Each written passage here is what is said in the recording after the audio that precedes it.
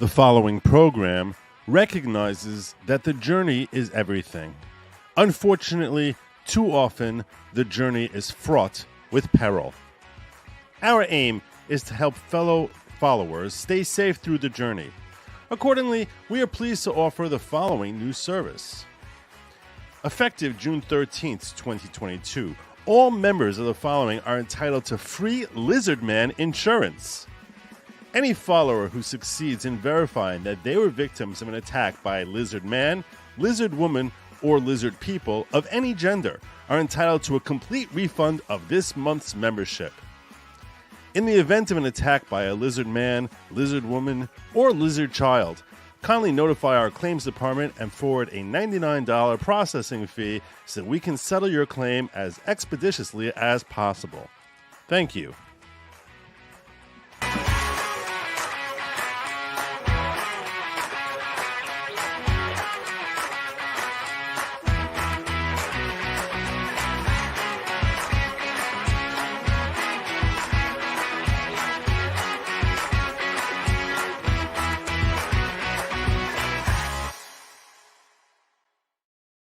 Good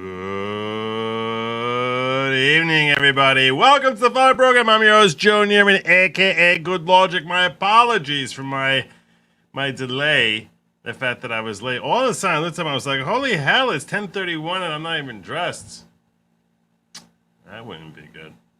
I had Ron Baruti, Good Lawgic's lawyer, was texting me all sorts of strategy questions, which I cannot currently divulge. Sorry for that. But we are trying to figure out what to do to expedite it. I will give you updates on that shortly. You know what? Let's start with that. I'll start with the updates since I just mentioned Ron. So I'll begin by giving you updates as to where we are at. When we last spoke, I shared with you, I had Ron on here, and I shared with you, excuse me, that our reply briefs were held in abeyance until we could not be accepted. Ron had submitted a letter application on behalf of Good Lawgic LLC that I individually joined in with in seeking relief, which was looking for a few things. Number one was looking for having, first and foremost, that the opposition should be kicked out because the ADA has no legal justification, in our opinion, to be submitting an answer.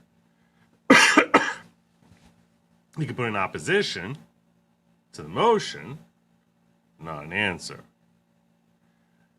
Number two, if you're not going to do that, at least take our reply briefs. Number three, we're looking to get a NICEF portal. Like, where the heck is our NICEF portal? Ron calls that a method of sealing.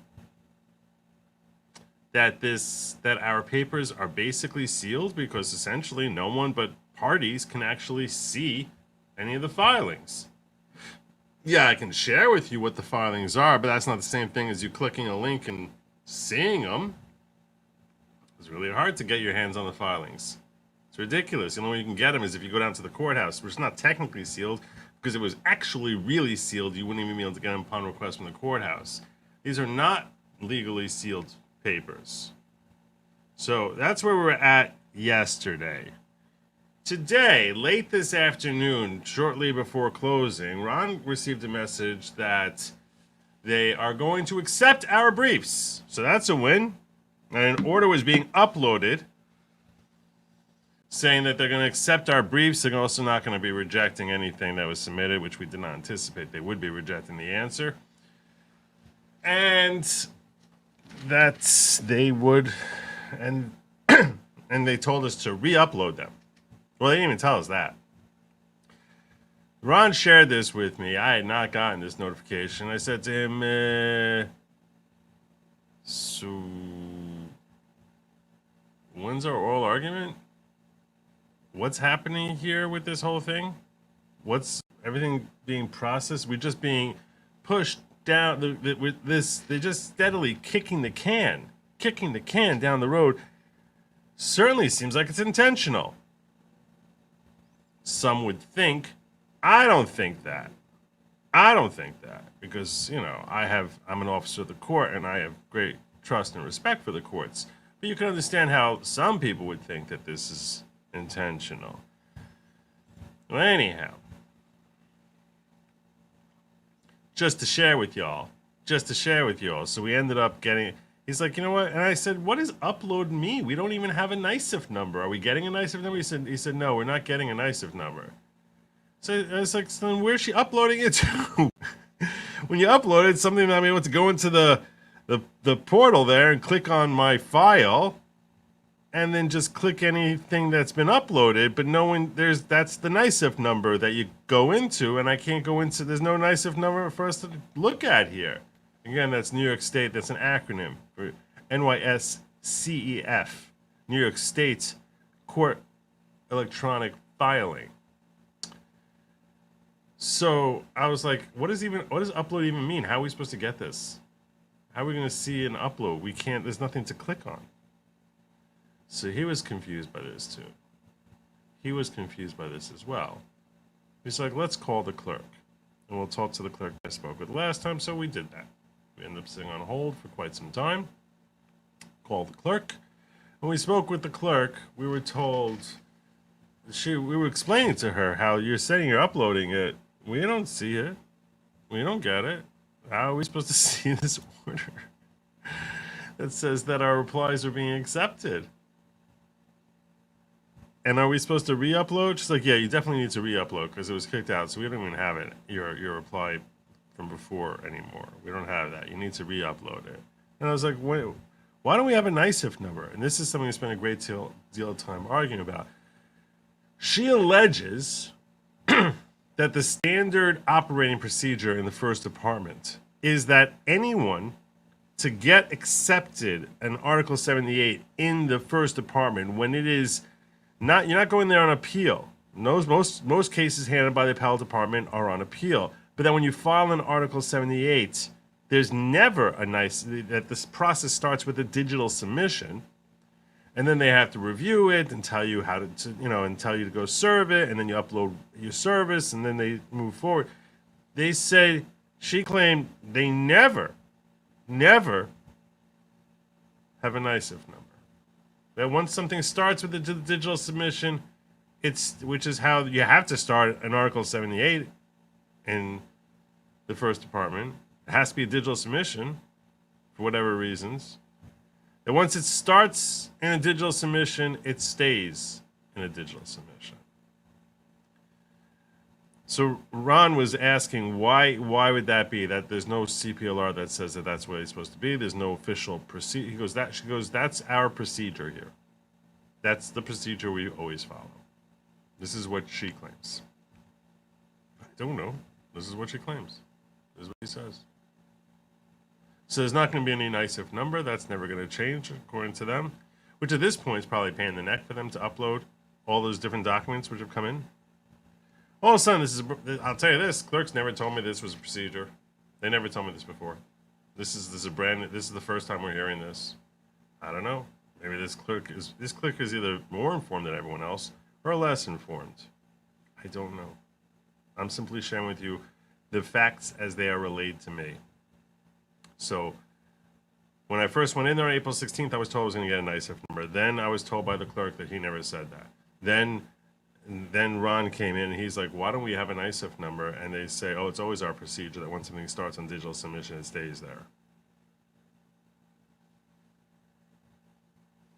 It's very frustrating. A lot of folks who want to know about what's going on with this case can't see the filings, can't see it anywhere. Nowhere to find it, nowhere to know. Just basically taking my word for it that this thing was filed. I will tell you this. If you log into NICEF, I think you can go as a guest. You can check with the appellate department and do a Google, and you do a search by name. You won't find it by number. I don't know why. You won't. But if you do a search by name, you can search for good logic. When I entered into the system, I searched for good logic. That's when I was able to find that there had been submissions, but you cannot click on the submission. But at the very least, you can verify by going there. I'll even show you because you might get confused. What I'm describing might not be well described. The confusion would be completely my fault. So let me share with you here what's going on with that. NICEF. Appellate court. We'll log in first, and then we'll.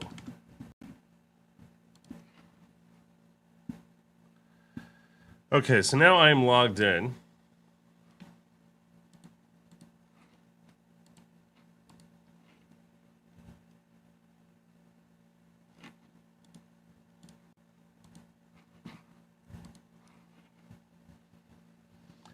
And when you see me logged here into the, you see New York State, sorry, Unified, they call it the Unified Court. Courts look, the nice stuff is New York State's Court Electronic Filing. But the whole system is the Unified Court System. But they decided to go with the NICEF instead of the nice sucks. Maybe that's why. Maybe that's why no one calls it the nice sucks. They call it NICEF. Anyhow, but over here, New York State Court Electronic Filing, and you go to appellate court, and you come here not to file cases, but you can do a case search. And then you come over here to name, and you put in good logic. See, I already did this before. For a party, do a search. Oh, look what we got here.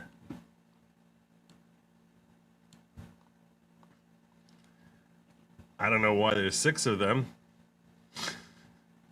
You have Good Logic versus Mershan. And now I can file a digital copy into here. But, yeah.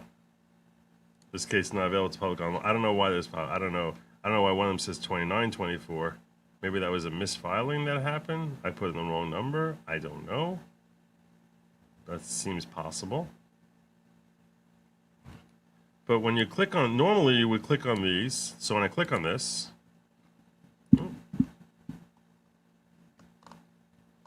you can see petition, order to show cause. When I click on this, refile document, they just give me a chance to refile it. Normally they show you what the document is. Instead of just saying processed here, they show you the document, and you can click on the document. They're not letting anyone click on these documents here. Any of these documents. But, yeah. You can see I refiled. I gotta tell Ron he has to refile. He's gotta refile. I'm gonna do that now. Anyhow, so that's the story. That's what I'm looking at here. This is my case. And yeah. So I've been talking with Ron about different things we can do, because I said it feels like there's sort of, I feel like we're being like, someone who's suspicious might be concerned that maybe this is dilatory, which is a lawyer term for purposefully delaying us, because every day is another day closer toward the end of the trial. And I want this out. And the other thing I raised is, under, if you look at CPLR 2219A, is this it? Nope, that's not it. That was an article. That was a law review article. That was a law review article. If you look at CPLR 2219A, CPLR is what governs how things are supposed to work in our court system. You'll see that when someone is looking, I didn't want that. That's not what I wanted. Someone's looking for CPLR 2219A, gives the time parameters for when things are going to be returned. And look what they say. Time and form ordering determine motion generally. An order determining a motion relating to provision. Oh, you don't see this. Now you do. And this is what the statute says. This is New York statute. An order determining a motion relating to provisional remedies shall be made. When is the order supposed to be made? Within 20 days. And an order determining any other motion shall be made within 60 days. Provisional remedy is like a TRO, like that which I filed in the preliminary injunction.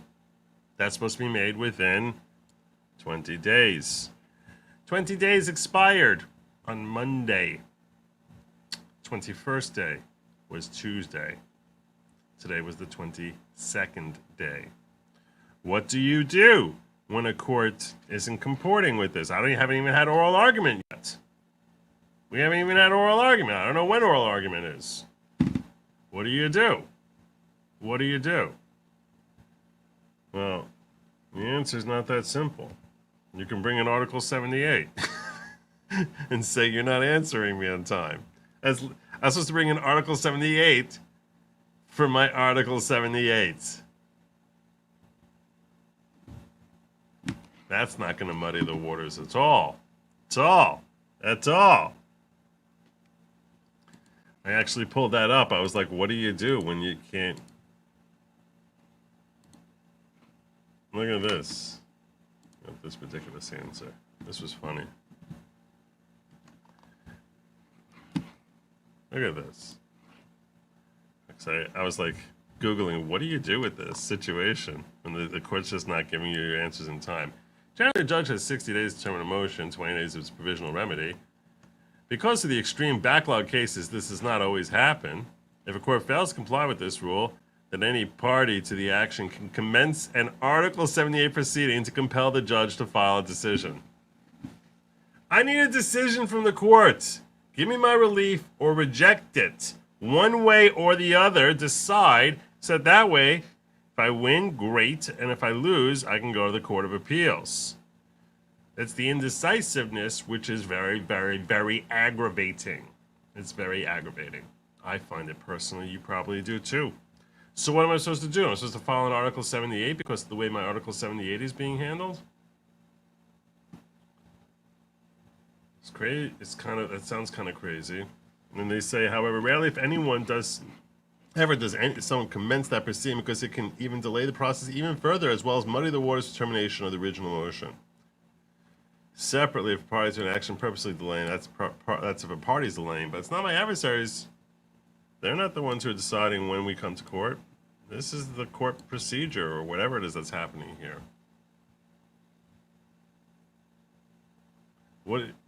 I don't know how often it is that someone files an Article 78 for their Article 78. But that's what they're telling me is basically the only way I can push this thing along.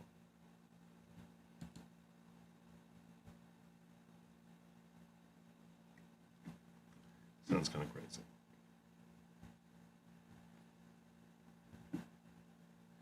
Anyway, I have been discussing other options with Ron Baruti, trying to figure out how to get this thing moving.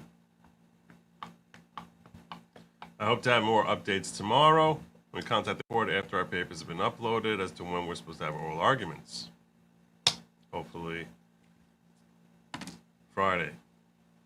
But who knows? Who knows? Anyway, so that's your update. That's your Ungag Trump update. Oh, on the Give, Send, Go. Where am I on the Give, Send, Go?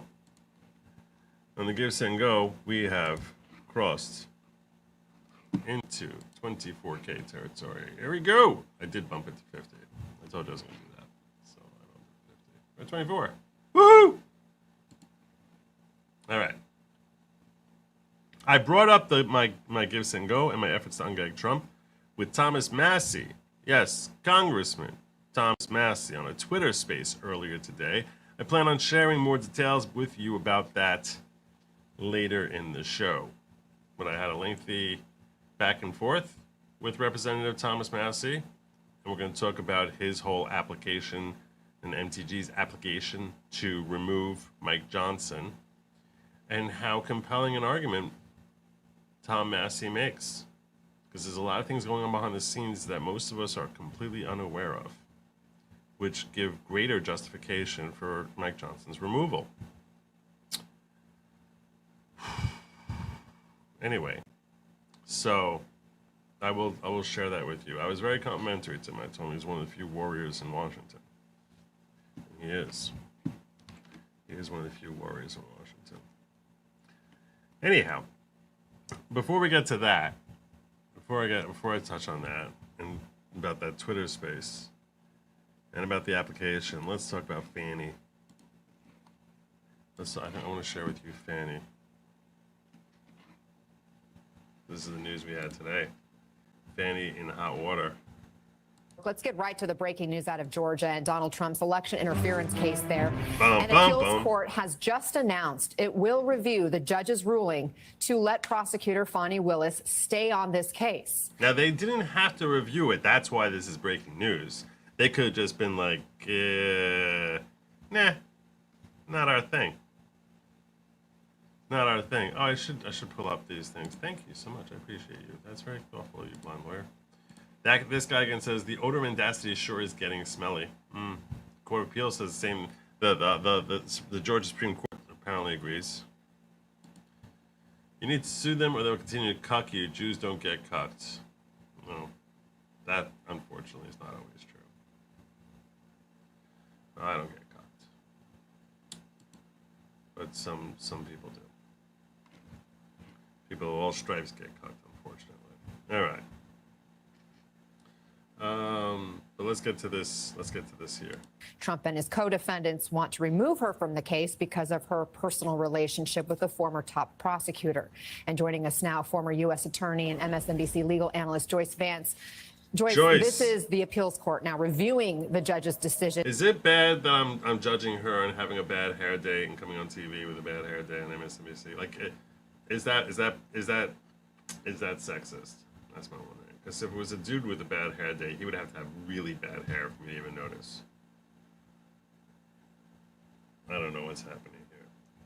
And to let Willis stay on the case, what does this really mean? What's the process going to be now? Right. So this is what's called an interlocutory appeal on an appeal that takes place. When I see red, I do that. So, an interlocutory appeal. I'm going to come back to you, Kiwi. Appeal on an appeal that takes place before trial. And the Court of Appeals wasn't obligated to hear this appeal. The decision this morning is that they will, in fact, take the case. It's taken them weeks to make the decision simply to hear the case. That means we're more likely in for months before they decide whether the trial judge got it right when he said Fani Willis could stay on the case. If that decision happens months out, whichever party loses is likely to take an appeal to Georgia's Supreme Court, and that effectively means that this trial will not take place before the election. Oh, no! No!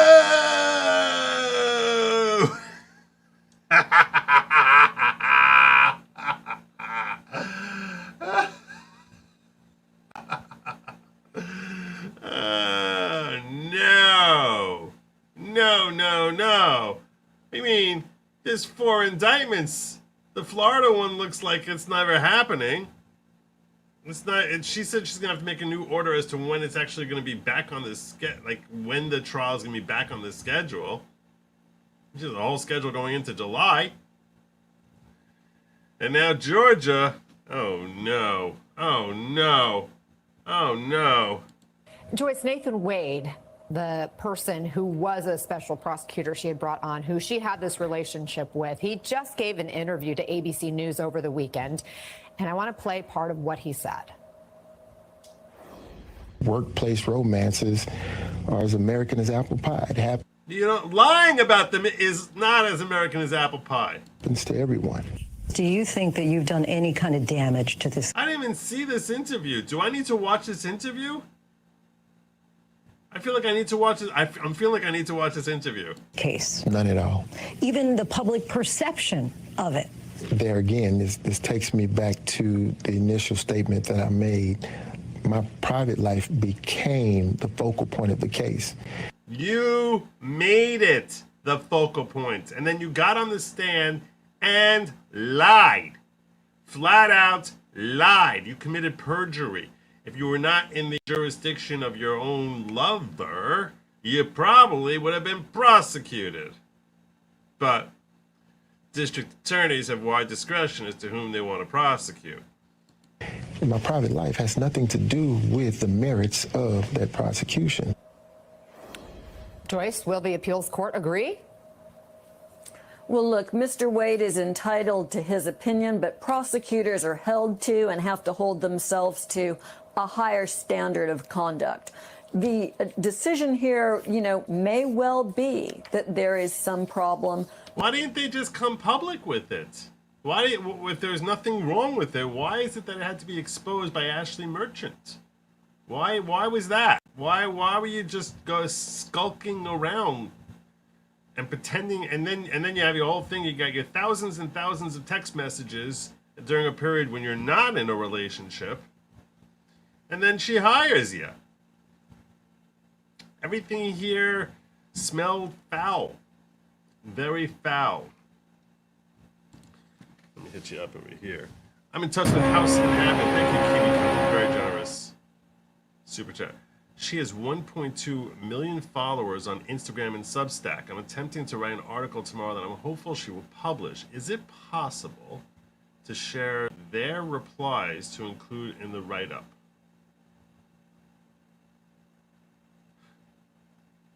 If anyone wants to help write, edit, hit me up. When you say their replies, you don't need to send a super chat. I'm looking at the chat now. When you say their replies, Kiwi, you mean my opponent's replies? Is that what you want me to share? Is that what you're asking for? I'll give you a few seconds for the time lag to hit you and respond. But yeah, the truth is, as I'm thinking about it, I probably should. I want to start. I'm gonna put on locals all the papers that have gone in. I think that's appropriate. I think it's appropriate for me to share that on locals. All the papers. That's what we're gonna do. I'll break it down by each, so people who want to review it. Okay, yes, their replies. Okay, yeah, I'll put that on locals. I'll try to take care of that tomorrow. So there you go. It's a little bit of a nuisance, but I think that the public deserves to see it, and you can't get it yourselves. So yeah, just promoted. We got that.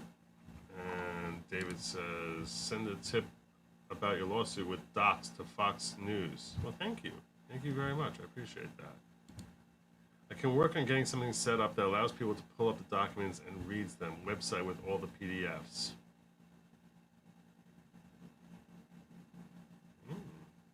That's interesting. That's interesting. I actually, you know why? I actually own goodlogic.com. I've never done anything with it. Maybe that's not a bad idea. Maybe that's not a bad idea at all. It's actually a pretty good idea. And then create links. You inspired me. I don't know if I'm gonna. Why wouldn't I just bring people to goodlogic.com? Start selling tracksuits there. Why haven't I done that? That probably should have happened. Now I have all these different thoughts. The first is, okay, so if people over on YouTube are followers, or people on locals or diggers, what are people on Good Logic? I don't even know what to do with that. I'm just kidding. I don't know how to do it and make it look professional. Yeah, now I gotta think. Can you search for the past Order 78 and I don't know any, you have to know them. You can't find Trump's, and Trump's is apparently under a real seal. Like mine, if you sent a FOIA request to the First Department, they have 5 business days to respond to it. You can say, I want everything under docket number 2024-02457, Good Logic versus Merchant, and I think they have to provide it to you. They might charge you a fee for printing, but that they have to provide it to you. I think you can get that. And I actually looked up today, it's part of the relief that we're looking for. When I was talking to Ron, who's very concerned about how we can get this more publicity, so he was talking about FOIA requests, but I was like, 5 business days is relatively fast. That's relatively fast. Kiwi Kill says, start a Substack, you can set up subscriptions so people can pay me. I don't know what a Substack is. It's a term I've heard. I don't know what it is. Start a Substack. Isn't that like locals? How is that different from locals? How is that any different from locals where people are paying me? How is that any different from locals? Isn't that the same thing? I don't get that at all. There has to be in some ways different. I can publish articles. Thank you. How is that any different from locals?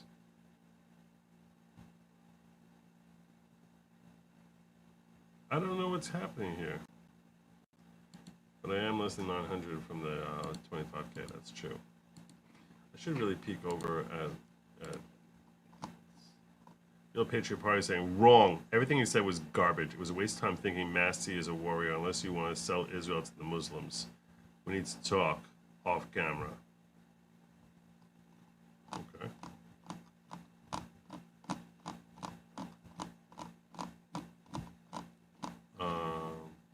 Yeah. I think I disagree with you, but I don't know. I'm always open to ideas from other people. Let's go back and see where we're at here.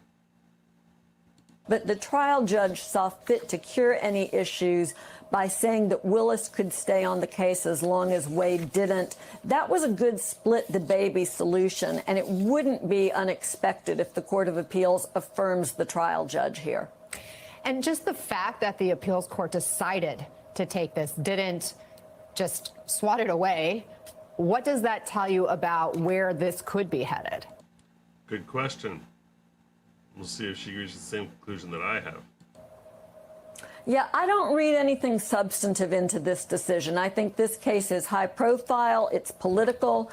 Georgia has elected state appellate courts. It's not surprising that they would feel obligated to hear this case rather than just to let it ride. Interesting. That's an interesting thought, that perhaps they felt socially pressured to take this case, even if they didn't want to. They still could have swatted it away. Their appellate court, even their appellate court is elected? Really?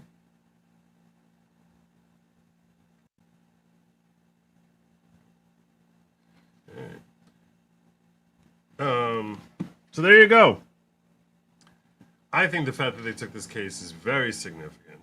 I was fairly surprised. I wasn't sure they were going to take this case at all. So I attach a lot more significance to it. And I don't expect, there may be oral argument. I don't think we should not expect any testimony, but there may be oral argument. If there is oral argument on this that is live streamed out, I will certainly be covering that. So Google House and Habit Substack and take a look. You can publish articles. Jessica, aka House and Habit, makes 7 figures off of Substack. She's got 1.2 million followers. You know, I make seven figures off of my little 96,000 followers here. So I'm not saying it's a joke. I'm just saying, because I'm sure she likely does well better than I do. I'm simply saying, I'm not. Oh, you said 7 figures. I make 6. I don't make 7. She makes 7 figures. Okay, I don't make 7 figures. No. 7 figures off. Okay. House and Habit. House and Habit. Substack.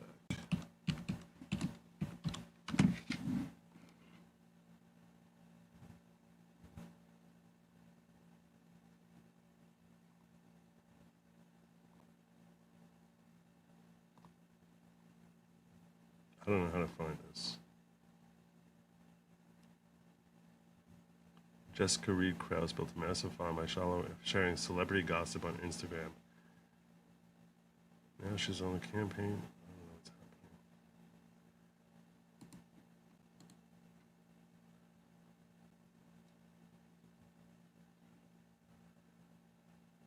happening. So is this where you get I see an Instagram which has 1.2 million followers.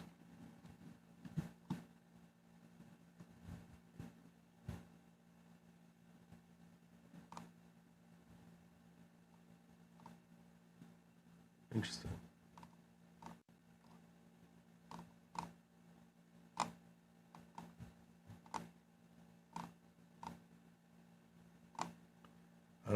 looking at here?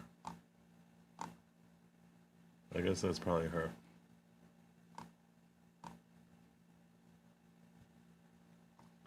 Seems like an RFK supporter.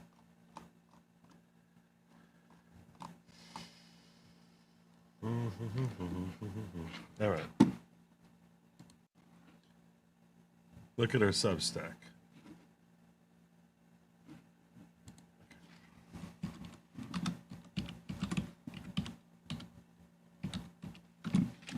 This is the first time I ever typed in Substack.com, and that's not right. That is totally not right.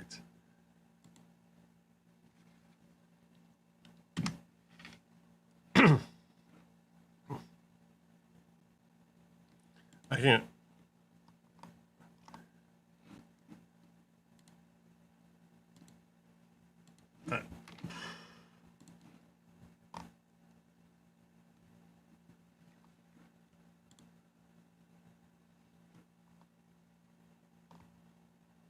No, seriously, I have no idea what the hell Substack. What the heck Substack is?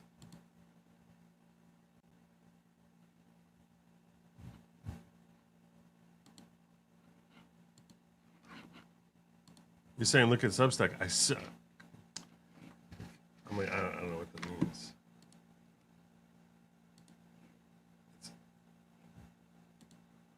I gotta get back to work. I have no idea what's happening. This is I'm having chat just mock my boomerism.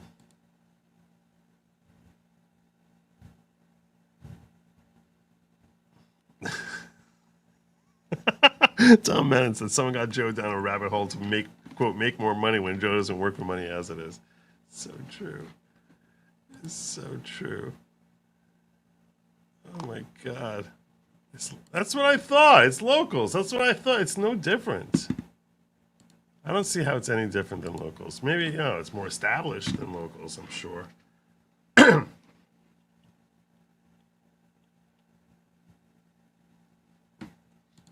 There you go. There you go. It's just a blog. All right. Kids explain it. All right, I'll have my kids explain it to me. What's Substack? I don't even know what's happening here. Don Force's Substack audience size as of February 23rd, Substack reported having over 20 million monthly active subscribers. In January 24, Substack had 49.4 million unique visitors to its website, desktop, and mobile. I assume it's an app. Oh my God, it's one more place for me to upload stuff to. I'm terrible about uploading to the locals. Substack, new Substack. God. It sounds like it's got a bigger audience. It's like a bigger platform compared to locals. Much bigger audience.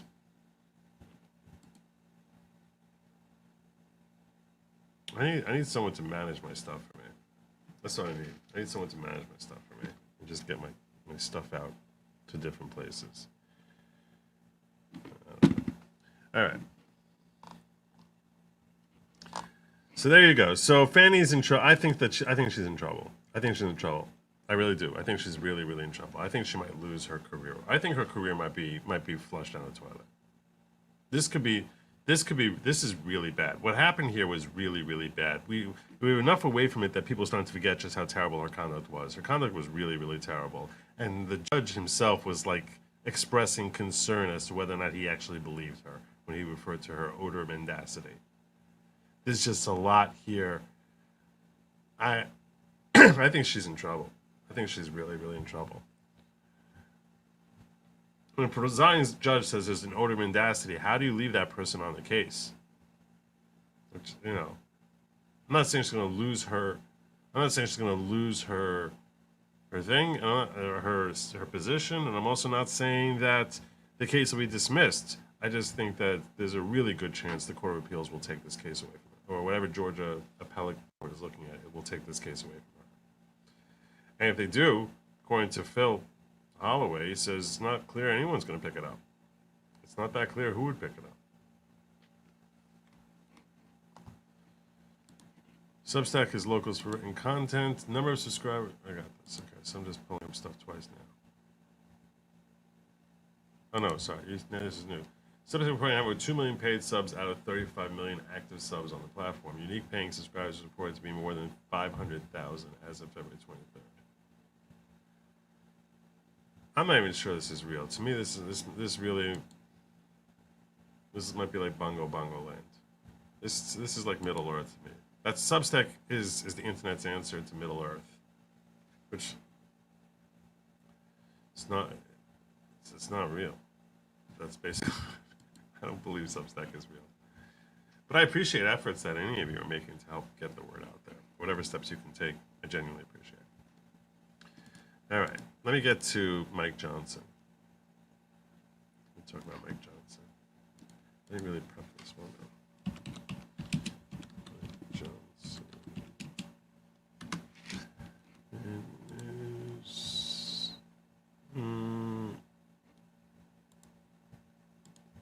Use this one.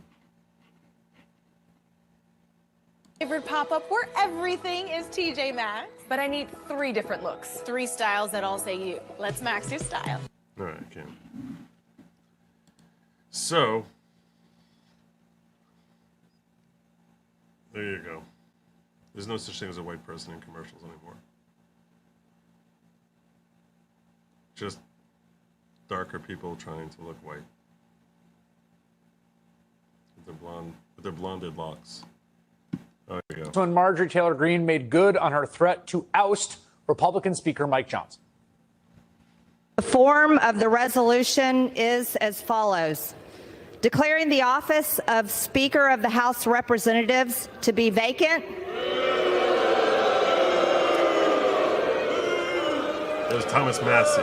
This is the That's Thomas Massie behind her. Party for the American people watching. Whoa. This is the uniparty for the American people watching. Gentlelady will suspend.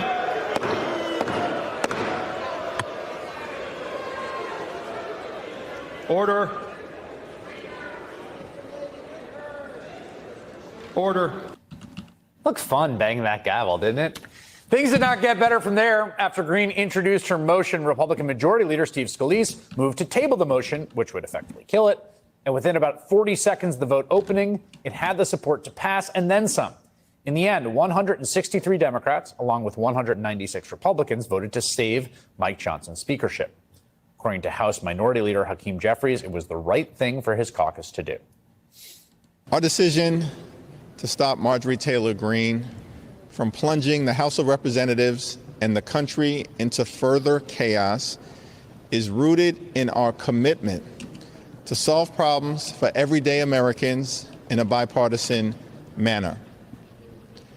We need more common sense and less chaos in Washington, D.C.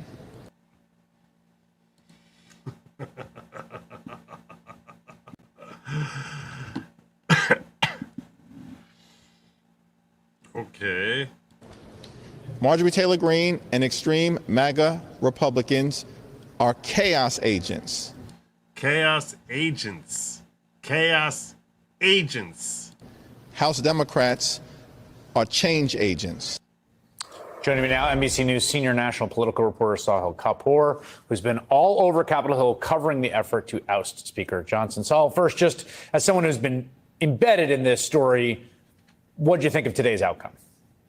Well, Chris, it was a rather extraordinary and somewhat theatrical series of events here. The outcome has not been in doubt. You know, it's been very clear for a while that Democrats would provide the votes to table this motion, essentially kill Marjorie Taylor Greene's effort to oust Mike Johnson. But it is also the first time in modern history we've seen a Speaker of the House have to rely on votes from the minority party. That's a big deal. That's a pretty big deal. in a lot of ways. To prevent, to save his job, to avoid himself getting overthrown. So that was notable, and that was ultimately why Marjorie Taylor Greene did this. She wanted to make a point that Mike Johnson cannot survive in that job without the support of Democrats. Now, technically, this wasn't a vote to overthrow. This is a vote to table a vote to overthrow, and that distinction, it's parliamentary gibberish, but it was important to Democrats because they can go home and say they just prevented Marjorie Taylor Greene from getting her vote. That's very important because 163 Democrats effectively voted to save Mike Johnson, in this job, a man who they've described as an election denier, dangerous to democracy, who, earlier today they accused of scaremongering with this election bill, standing with a bunch of other election deniers as well. So what Democrats are trying... You're an election transparency denier. That's what you are, Kapoor. You're an election transparency denier. You say that you don't want transparent elections. That's what you want. You want no transparency in elections. Trying to do here is present themselves as the adults in the room, to present themselves as team normal against a bunch of squabbling children. Team normal, meaning uniparty, meaning everyone on the same page, meaning Democrats working together with Republicans. And extremists, and that's a narrative that they hope to ride this fall, Chris.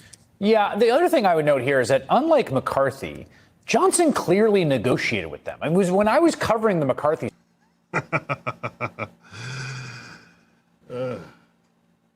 God.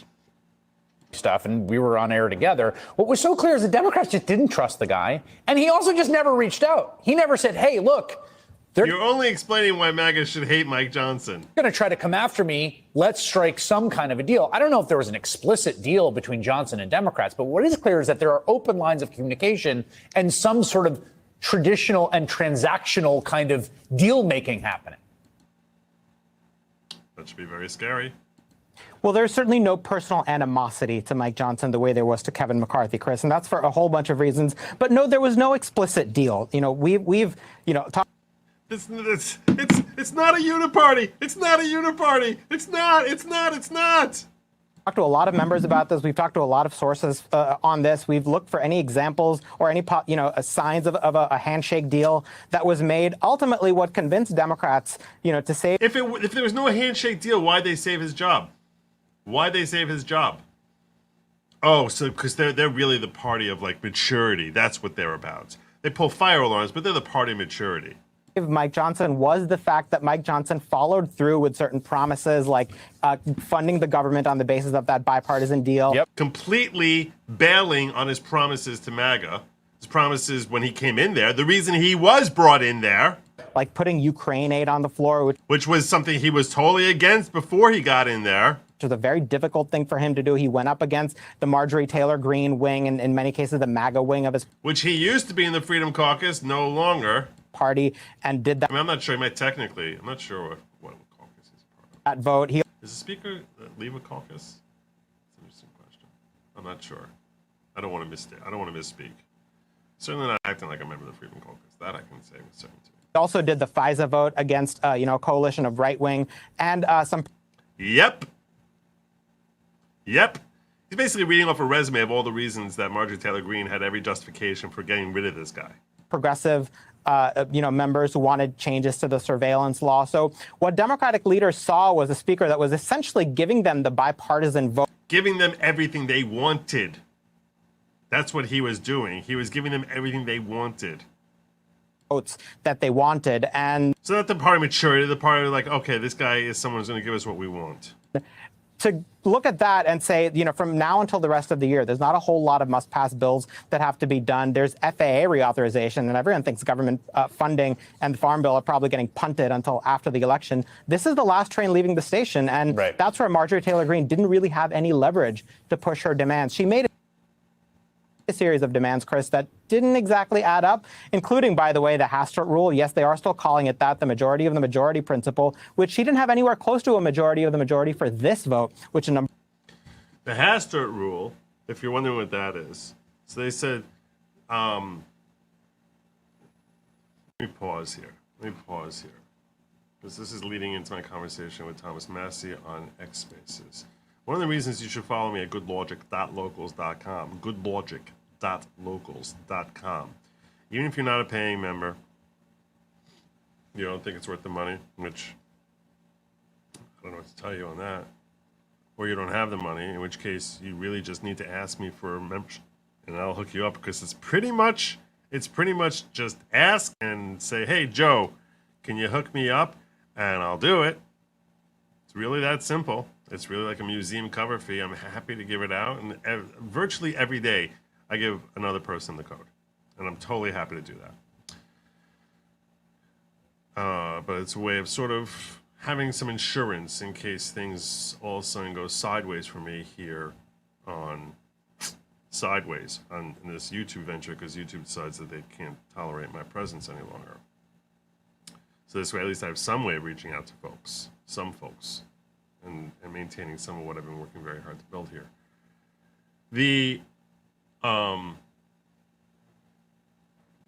When I first heard about this, I was like, I basically thought through all the things that gentleman raised, and I was like, yeah, it's good for Marjorie Taylor Greene to give him a kick. Donald Trump came out with a statement basically saying, like, we need to have some unity now. It's not a good time for disunity. Which, that's certainly in his self-interest. And I kind of agreed with. My initial take was, I agree with that. I think that makes sense. I kind of like the fact that they had this vote, and I'm kind of happy that it failed. It's a little way, it's a shot across the bow of like, hey, don't think that just because we put you in there that now you're going to stay there. We're watching what you're doing. We're not happy with what you're doing. And it's a way of sort of kicking at Mike Johnson. That's, he should recognize that his position there is not without some jeopardy if he fails to go along with what he promised to do when he got in there. Not without. Sorry about that. I was just making sure I didn't lose sight of something here. So in that sense, I thought it was a good. I thought both parts of it were good. I thought it was good that Marjorie Taylor Greene brought this to sort of give him a shot across the bow, and it's probably good that we didn't go through another 3 weeks of the country saying that Republicans don't know what they're doing. Can't maintain a speaker. They're a mess. So that was probably good. So all in all, it's probably good. And yeah, when we have our next session of Congress starting in January 2025, get rid of him. Replace him. Find someone new. You see what he is, find someone new. It's essentially how I looked at it. And that's what I expressed on Twitter Spaces. And then Thomas Massie came in there. And he spent a long time talking, and he explained certain things as far as what happened behind the scenes that I did not know, likely you still don't know, and I'll share with you now. He said that he and Marjorie Taylor Greene were very frustrated with the way Johnson's been basically kissing up to the left and giving them whatever they want, passing money in all these different foreign aid bills, and the FISA warrant issue, all these different things that Mike Johnson has acted in ways that bother anyone who was cheering him on when he first got this position.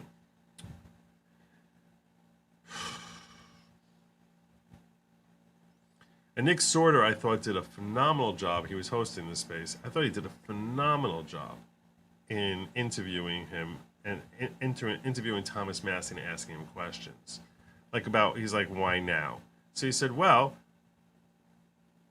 Marjorie Taylor Greene and I had a 2-hour meeting with Mike Johnson a couple of days ago. And what we told him is that we have 4 demands. Just 4.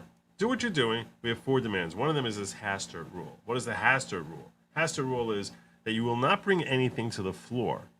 Just promise us that you're not going to bring anything to the floor unless a majority of the Republicans support it. So first, you need to sort of have the whip go around, see, are you going to vote for this bill? Are you going to vote for this bill? And you have to have at least, out of the 220 Republicans, you have to have at least 110 or so who say they're going to support it. Why would we want such a thing? Well, this way we know it's a bill that the GOP actually believes in, rather than being a bill that's going to be passed by the Democrats. You have a choice on what bills come up for a vote, so you should basically be the one who says, I'm not going to have a vote on this unless I have a majority of Republicans supporting it. That was one demand. Another is they wanted to defund Jack Smith's prosecution of Trump. Why is our federal government paying for this crap? It's obviously a political persecution. Defund it. There's two other things that they raised. Which I'm not remembering off the top of my head right now. But these are things that you're like, yeah, that kind of makes sense. What's happening here? What's happening? The guy got in here under the notion that we got to stop with these omnibus bills, and then signs off on an omnibus bill. Like, why are we here? And from his perspective, he thinks that he's worse than Kevin McCarthy. And it was a lengthy space. And actually, there's a gentleman who said, my friend here, Nathan, who's like my right hand, who's become like my right hand pick me up when I need someone. He actually says that he cut it out and took it down, and it's worth listening to Thomas Massie. It's worth listening to him. So that's what I think I'm going to do. I think I want to play Thomas Massie, and you'll see my conversation with him, because there was one moment there that came up that I wasn't even talking for a while. I asked him a question. There was a couple of things that he said that bothered me. He's speculating. He said, if this is something, if the idea of having no speaker would harm the Republicans politically, why did the Democrats save his butt? And he agreed with me in something that I had said before he got up there, which I said, this is humiliating for Mike Johnson. It's humiliating that the only reason you have your job is because the Democrats are saving you. That's very, very humiliating. And everyone seemed to agree with that, and I think he agreed with that as well. And one of the things I asked him about, in case you don't stick around for the entire thing, because it's a lengthy Thomas Massie. One of the things I asked him about was, is it really, he said, you're saying that the reason why the fact that Democrats are supporting him is indicative that they do not think that it's going to hurt the GOP to be without a leader for a few weeks. That's how he took it. I was like, maybe they think it would hurt the GOP, but they're grateful to him for passing all these bills that they like. Most specifically, the Ukraine bill. We saw how historically the money that that Congress kicked off to Ukraine was spun cycle back through FTX to Washington, D.C. When Sam Bankman-Fried and that whole story broke, and we saw how Ukraine was investing in FTX, and then FTX was donating money to both sides of the political party, just giving that money to the Uniparty, it became evident to anyone who's actually closely paying attention that when they're sending money to Ukraine, some of it is coming back to their private pockets, which seems so gross that you would think it's illegal, even though it's not. You would think it should be illegal. It is legal. It's just it's such a classic DC stench. So they're signing off on sending your taxpayer dollars to Ukraine for Ukraine to funnel it back into their campaign. Not all of it, obviously, but millions of dollars coming back to a few $100,000 to this guy, a couple million to that woman. Both sides of the political aisle were benefiting. Mitch McConnell was benefiting from it. Nancy Pelosi was benefiting from it. Both sides. So you can understand why the Uniparty is all for Ukraine. Oh my God, it's our 51st state. It's the most important thing in the world. He pointed out how on the Ukraine bill that he asked him, how many Ukrainians had died in the war? How can you say they're winning the war when you don't even know how many of them died? You won't even tell us how many died. Like, it's so disingenuous. The whole status of that conflict is everything they're saying about how we can win here. They just need more of our money. You have no idea how badly they're getting butchered. No one does. They won't tell us.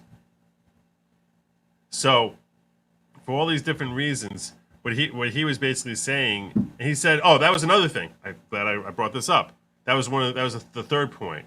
That promise us that for the rest of the year we won't send more money to Ukraine. Between now and December 31st, we will not send more money to Ukraine. The rest of this session, you will not send more money to Ukraine." He wouldn't promise that. Like, what's happening here? He wouldn't promise that. So gross. So gross. Anyway, so Nathan, my friend Nathan here, who helped me out with my initial filings of my Ungag Trump application, said that he got a link that I haven't checked the link yet, but he said, here's a link which will help you out with the Speaking of which, he mentioned to me, does anyone see Nathan in the chat here at all? Because he said he doesn't think anyone sees him, and I'm looking through it, and I don't see Nathan. I don't see Nathan, and I'm wondering if somehow, if I have to go in and see whether he's been blocked. I'm going to do that. I'm going to do a quick check on that right now. This is looking out for people who are looking out for me. So I'm going to take a moment here. I'm going to take a moment here and see if I can pull that up. That's important.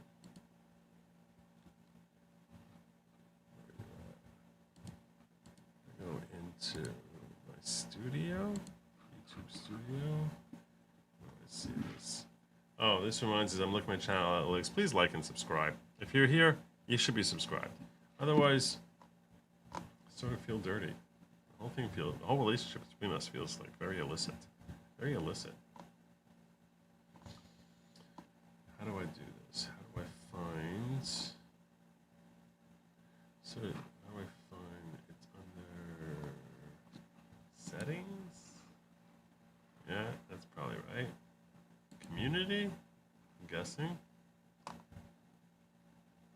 Hidden users. Let's see. Oh, there's a lot of hidden users. Show 27 more. Oh, I'm seeing who's being hidden. I'm looking to see if I find him here.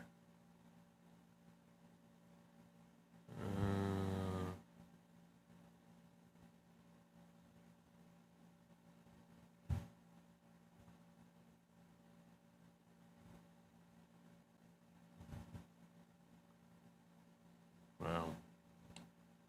A lot of scummy people.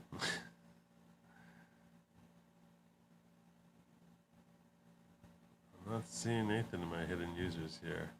Oh, my goodness. He is here.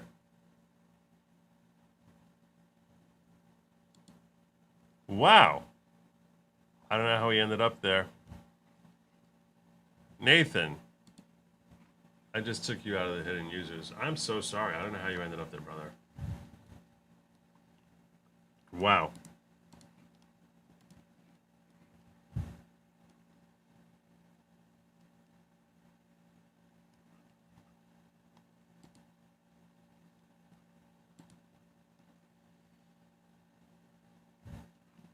That's crazy.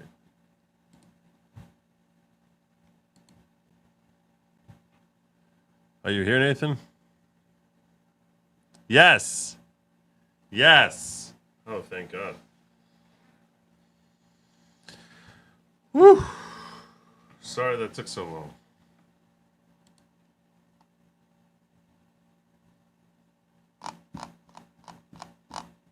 All right. Everyone give a little applause to Nathan.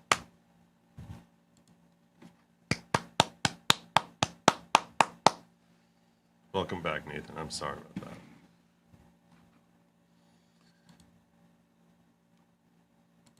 Finally get to use the Sticker's Gonna Dig.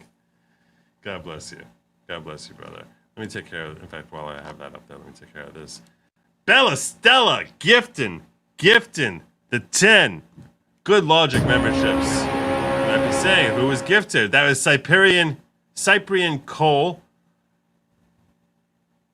Kernak, Spider King, Elsie Randell, only see like 3 of them. That doesn't make no sense. Did I get it too late? I only got 4. Well, okay. If you were gifted by Bella Stella, God bless you, Bella Stella. All you who new members of the following, I just want to point out to you the following is not at all a cult. Type of cult. There's no spaceships, no tracksuits, no self-harm, no harming others, no squirrel mutilations, no goat sacrifices, no throwing virgins into volcanoes, no dancing around bonfires while shucking off clothing to the beat of a steady tom-tom. No sticking your head through a door and screaming, "Here's Johnny." And I'm not the leader. I'm not the leader. I'm just a follower, just like you. A lot of people make that mistake. They're like, "Oh, wow, I'm following." No, I am not the leader of the following. It's very, very, very clear. Repeat after me.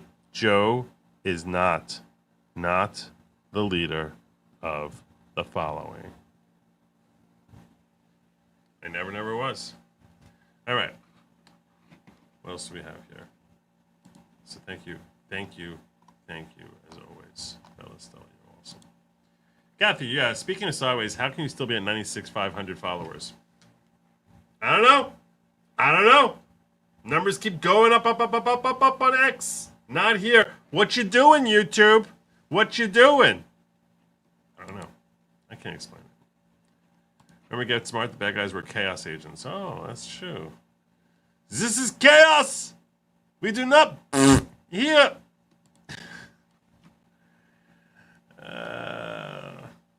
Actually, that show was actually before my time. All right.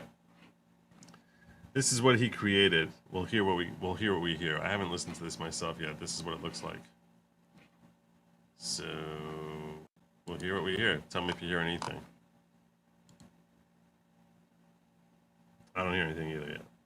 How can you go on a space with good logic when don't you know he's so, and you didn't finish the sentence. And yes. Okay. He got that part of it. He didn't get most of it. He got that part of it. Thomas Massie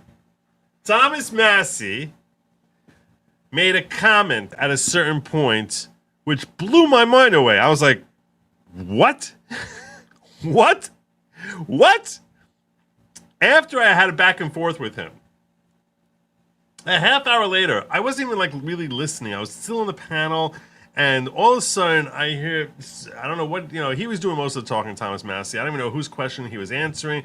I just heard my name, and then, how sometimes like you're sort of listening but not listening, but then something perks you up, and then like by osmosis, like what happened like for the previous 15 seconds, pretty much like whenever your wife is talking to you, and she's like, are you even, or your mom is like, basically, are you even listening to me?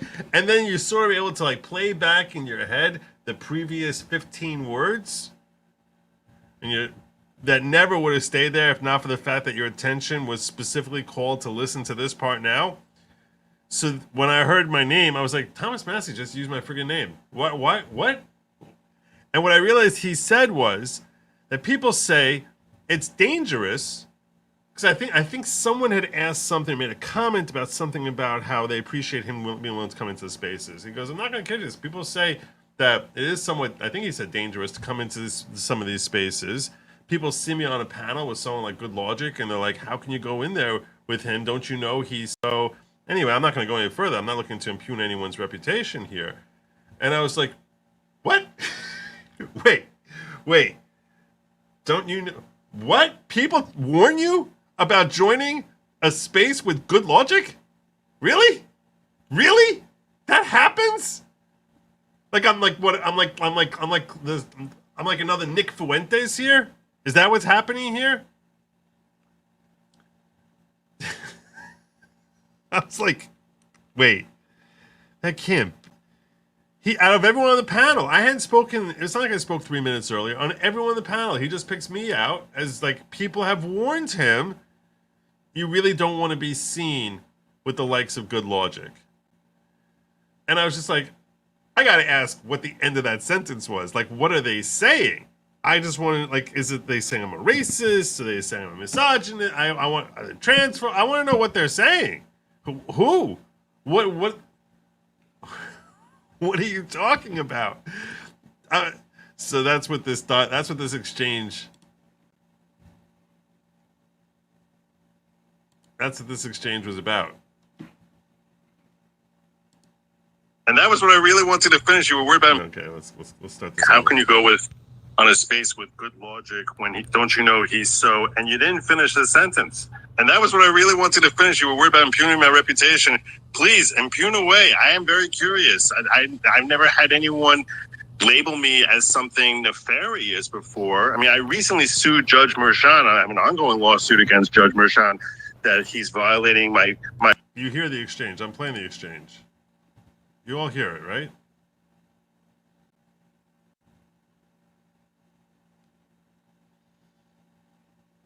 You all can hear the audio, right?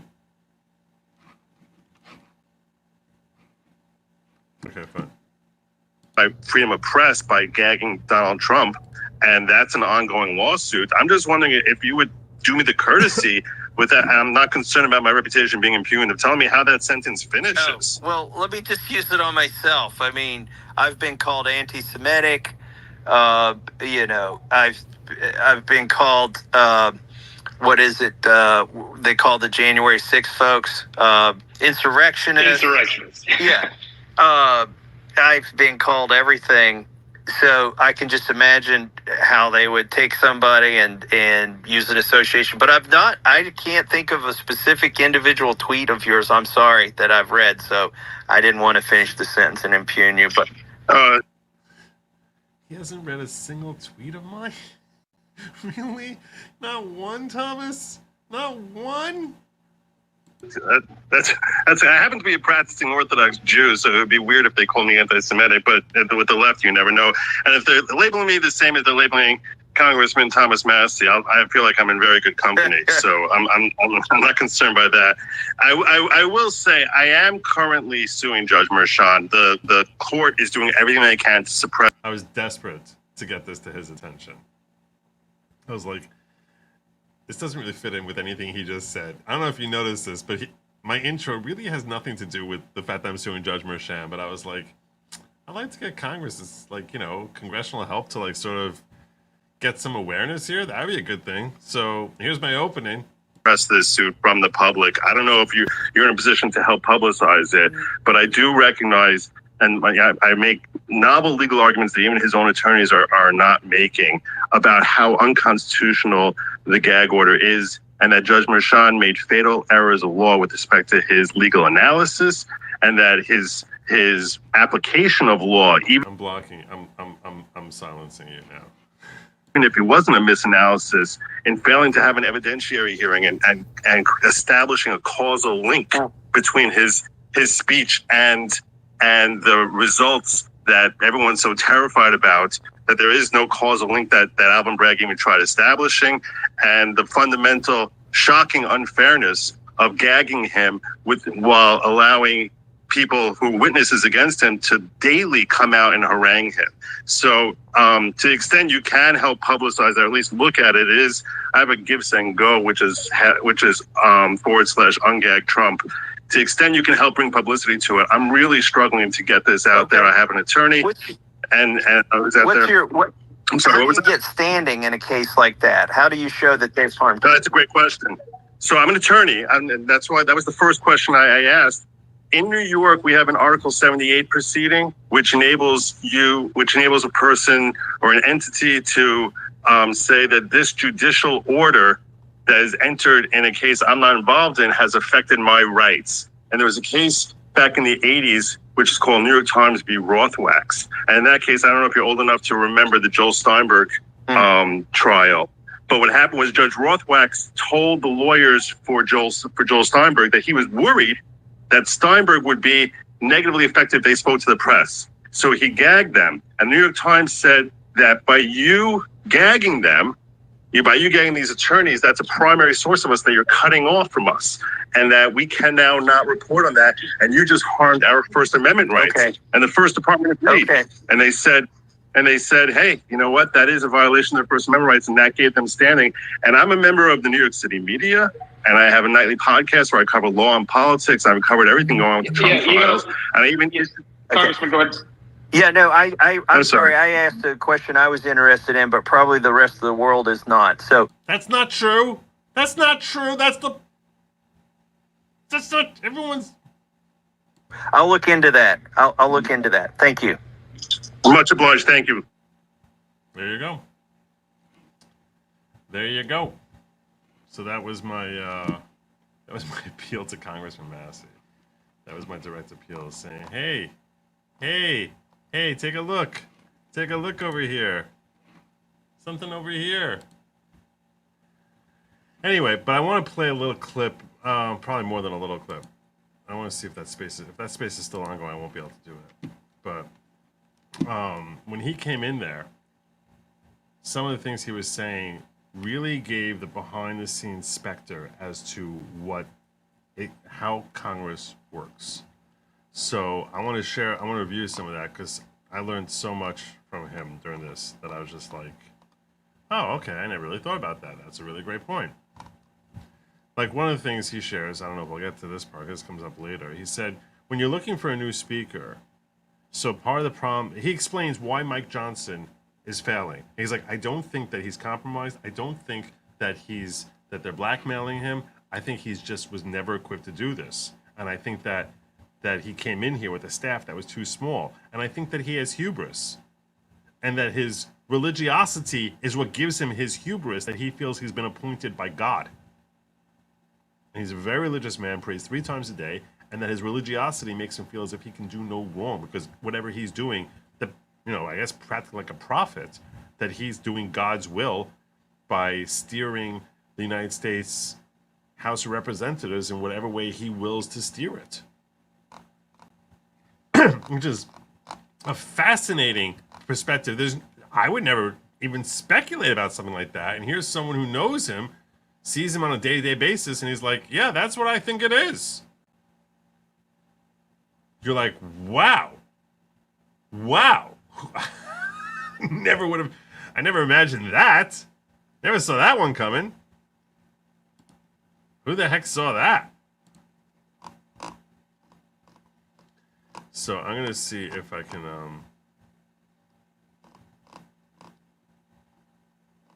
why don't I thought I shared it.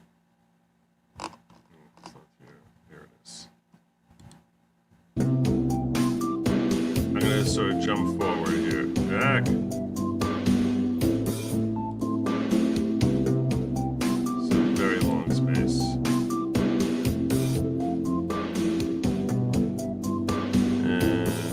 I'm just going to guess where he comes in. How you feel about her shooting? Brian, for mixing up the situations, it was Mitt Romney who put his dog on the roof. No, I said Mitt Romney put his dog on the roof, but Kristi Noem shot her dog. There's a difference.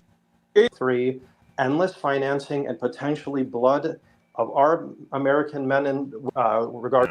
Mike Johnson was, and actually, funny enough, when we had a space on this at one point, we asked several Congress people that were on our stage. We had multiple on our stage at one time who they support. And they said Mike Johnson before I even knew who Mike Johnson was. I was kind of surprised by that. I don't know where that came from. But anyway, Justin, but look, the last point, remember I said that whoever gets put in there as speaker is going to go through the mince meter. Where I said, do not put Jim Jordan in there. You will sacrifice what is an excellent committee person and committee chairman been brought to the floor. Frankenstein, we did an extension on the FAA bill, but that has to get reauthorized. He's going to. I noticed that there are eyes watching, and that there are eyes looking to him. That's me. Look at that. Thomas Massie's here now. Okay. At this point, I'm gonna go back a couple minutes here. Mike Johnson was, and actually, funny enough, when we had a space on this at one point, we asked several Congress people that were on our stage. We had multiple on our stage at one time who they support. And they said Mike Johnson before I even knew who Mike Johnson was. I was kind of surprised by that. I don't know where that came from. But anyway, Justin, but look, the last point, remember I said that whoever gets put in there as speaker is going to go through the mince meter. Where I said, do not put Jim Jordan in there. You will sacrifice what is an excellent committee person and committee chairman on the altar of this terrible moment when we have single-digit margins in the House. I told you guys, whoever would be put in there was going to have a heck of a time. He was going to go through the meat grinder. And so I would say, don't put Johnson up there. This is Don't put Justin Jim Hart Jordan up there talking here. again. I think it'll just sacrifice him to this terrible moment here. He's very good at committee stuff, but having the skill set for what needs to get done as the speaker is, as we can see, a very different thing. Very big DeSantis supporter. Like, I will fault fault Mike Johnson for this for a long time. He can't count. His staff can't count. Multiple votes have been brought to the floor, and they had no idea how people were going to vote on numerous occasions. I think it was several bills. It was like, you've got to have people who actually. Let's see where this ends. Anyway, yeah. So thank you for that, Justin. I want to get to a couple of other speakers up here on the stage, and George and Justin, feel free to jump in anytime, including Dan Ball. Obviously, Dan, we'd love to have you jump in. You're welcome to do so anytime. Good Lawgic, welcome to the stage. You are a New York litigator. You've joined a lot of our spaces. You've been, wait a minute, are you suing Judge Merchan to ungag? Man, okay, dude, look, we've got a big space that we're going to be doing here later on this at this point on what's going on with Judge Merchan and all of the Trump trials. So we need to have you on that one later as well. But anyway, jump in on this issue, and then we'll get you back, and I want to talk about that issue as well. I just learned about this. Go ahead. Yeah, I am suing personally Judge Merchan and under my own name individually, and under my corporate capacity, my channel Good Lawgic, based on the fact that his unconstitutional gag order inhibits Trump from freely speaking about the trial, and that violates my rights and frankly the rights of all of the media and our ability to collect information from him, and that violates our freedom of press rights.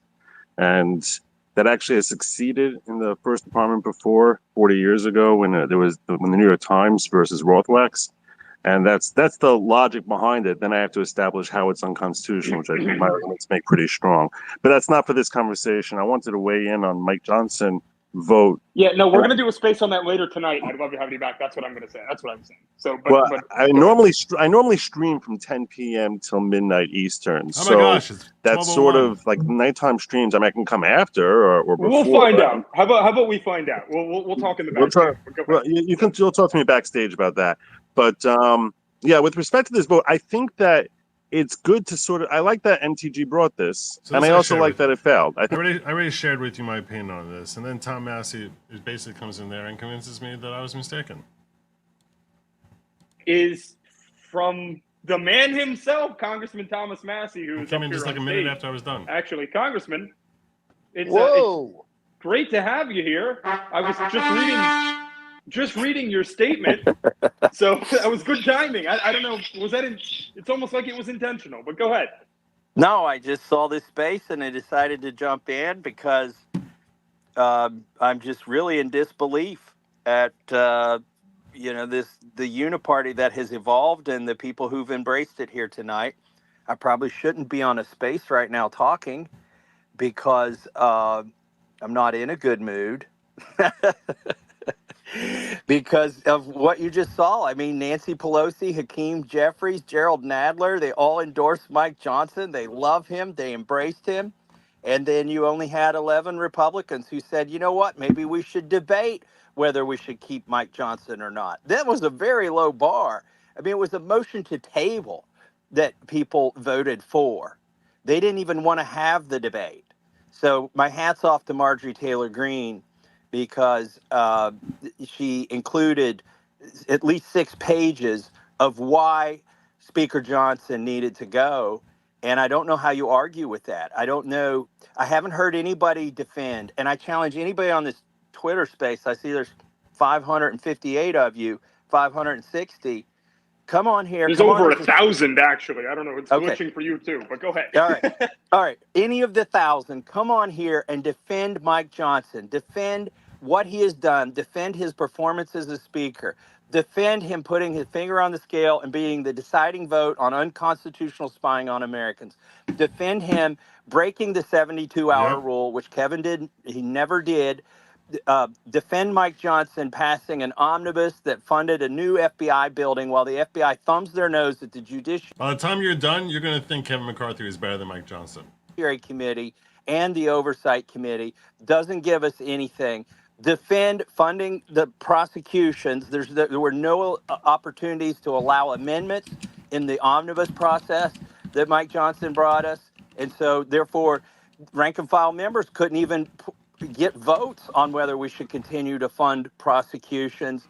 Defend taking a veterans bill that was going to make more veterans eligible to get reimbursement for emergency care, and stuffing 3 wars in that, funding for overseas wars, like, and unrelated bills like the TikTok ban, throwing that in there. Like, come on and defend Mike Johnson and his job as Speaker, because you can't do it. There's no defense for him. All you can say is, I'm trying to pull a copy of the bill here. Maybe this wasn't the right time. We're 6 months away from the election. If you think getting rid of Mike Johnson was bad for the House majority in November or bad for Donald Trump, then explain to me why Nancy Pelosi and Hakeem Jeffries and the guy who will be the impeachment manager of Trump if Trump wins and they keep the majority, or they get the majority in the House, Gerald Nadler, explain to me why they voted to keep Mike Johnson.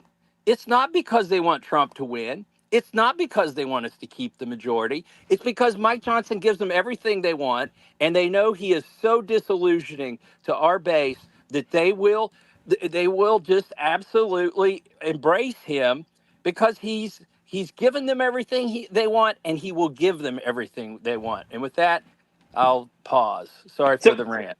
Thomas, No, who do you Congressman, support? thank Hey, you Nick, for- hold on. Thomas, Dan Ball here to weigh in. No. Who do you No. support? Who does he support for that role if we could remove Johnson? Who does he support for that role?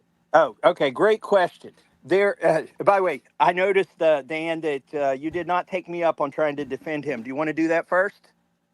Yeah, you want to come on the show and defend? No, we're on a show, brother. We got 1,000 listeners. Defend his ass. Yeah, listen, I've not defended his ass. I've said get rid of him.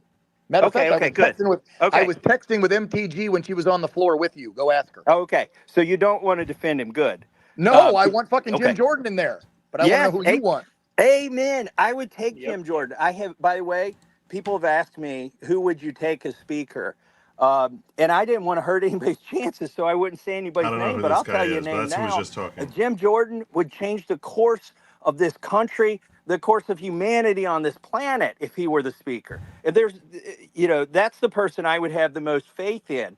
Okay, but if we could only get Steve Scalise, or we could only get Tom Emmer, hey, put them on the pitcher's mound. If they can't throw a strike, yank their ass off and throw them in the dugout. Kick them off the team. I don't care if we got to start stacking speakers like Cordwood in the speaker's lobby. Like, we can't keep somebody that's a total failure. So I'll take anybody who's either done something in private life that's qualified them to lead, or even in political life that's qualified them to lead. But nothing in Mike Johnson's experience in his entire life has qualified him to lead. That would have been funny. So, Congressman, a question that we have been discussing a lot in this space so far have been, what do you think the Democrats have offered to Mike Johnson in order to get him to, thank you. They had to save him. They had to bail him out. Johnson knew that. He went to Hakeem Jeffries, I'm sure. What do you think sort of backroom deal was made? What sort of sacrifices have been made in order just to save this guy's job? Listen, by the way, when you ask me questions, I don't speculate. I spent 4 hours with Speaker I've got Johnson. to pull out here. Kimmy49 sent on locals. Did you see the 2020 election violations that Georgia Election Board found? I did not see that. Wait, the election violation? Oh, actually, I think did I cover that? I'm trying to remember if I covered that. I'm sort of getting. Time is starting to run. It happened like a couple of weeks ago, right? Johnson's office this week. I talked to him after the vote. That's exactly what I said today on the phone before I even lunch, called out but that name at him, at Tom Massie. I'm like, how are you saying Emmer? about the things that I know. So, what is it that you want to know? What did they Gates will give never him? get it. Or He's what too did he unpopular. offer them? Yes. What sort of backroom deal was made? What was offered to Mike Johnson? I said the exact same thing. I was like, Emmer? You're giving me the name Emmer? Emmer? What? There doesn't have to be any backroom deals because the front room deals are out in the open. I mean, he's given them everything. They can roll him on literally everything. That's not bad. There's one more must-pass piece of legislation. Let me give an example of something. People say, oh, he screwed us 3 times. Let bygones be bygones. Let's just get the majority and then vote for a speaker. Okay, let's just win in November. There's still there's at least 2 must-pass pieces of legislation that I can see on the horizon where he's going to give them everything they want. If you're looking forward, one is the FAA reauthorization. The Senate couldn't get their act together tonight, so instead of sticking around till Saturday and trying to let the Senate flounder and turn the FAA bill into a Frankenstein, we did an extension on the FAA bill, but that has to get reauthorized. He's going to give them everything they want. He will not fight on that. Then on September 30th, that's when the funding runs out again. He will give them everything they want there. Does he have any kind of deals with them? He tells me he does not.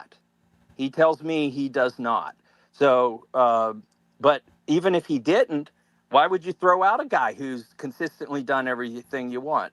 If there's any deals he's made with them, I'm not aware of them. Yeah, and I know Jim Paff, I know we have you up here on stage as well. It's great to have you. We always appreciate you being here. What do you have for Congressman Massie? I know you guys have known each other for a while. You know the congressman very well. I've known him for a few years now. Have a lot of respect for him. But welcome back, Jim. Let me give Jim his proper introduction. He was my chief of staff in Congress for a while. Yes. And before that, he was chief of staff for Tim Huelskamp, rock-ribbed conservative. So Jim's done a lot more before that and since then. So I yield to Jim. Smart guy. Well, and I always made it a rule because I have so much trust in his judgment not to tell Thomas what to do. I always or to criticize it overly. We always would talk about things, and I always give my best advice. I think Thomas is one of the most clear. We're not getting King Jeffries. That's not going to happen.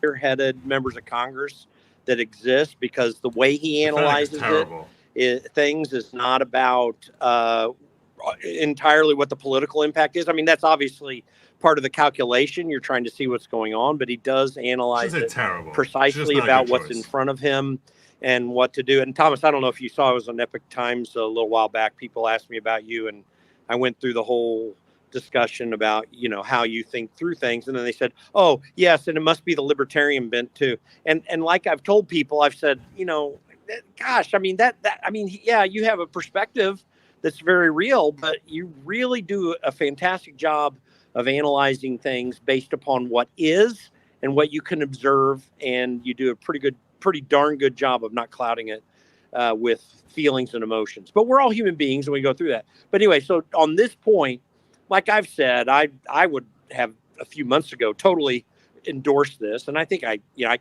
don't begrudge it right now, because what Thomas is saying is absolutely right. Mike Johnson, sadly, because I've talked with him a few times. Jim Banks introduced me to him a few years ago, and I always personally liked the guy, but he is an abject failure in what he has done since he became speaker. And even though the challenges are always seemingly insurmountable when you're a speaker of the House in this day and age, particularly a Republican one, this was simple. It was very hard. He was going to have a very hard road no matter what, but it was very simple what he needed to do.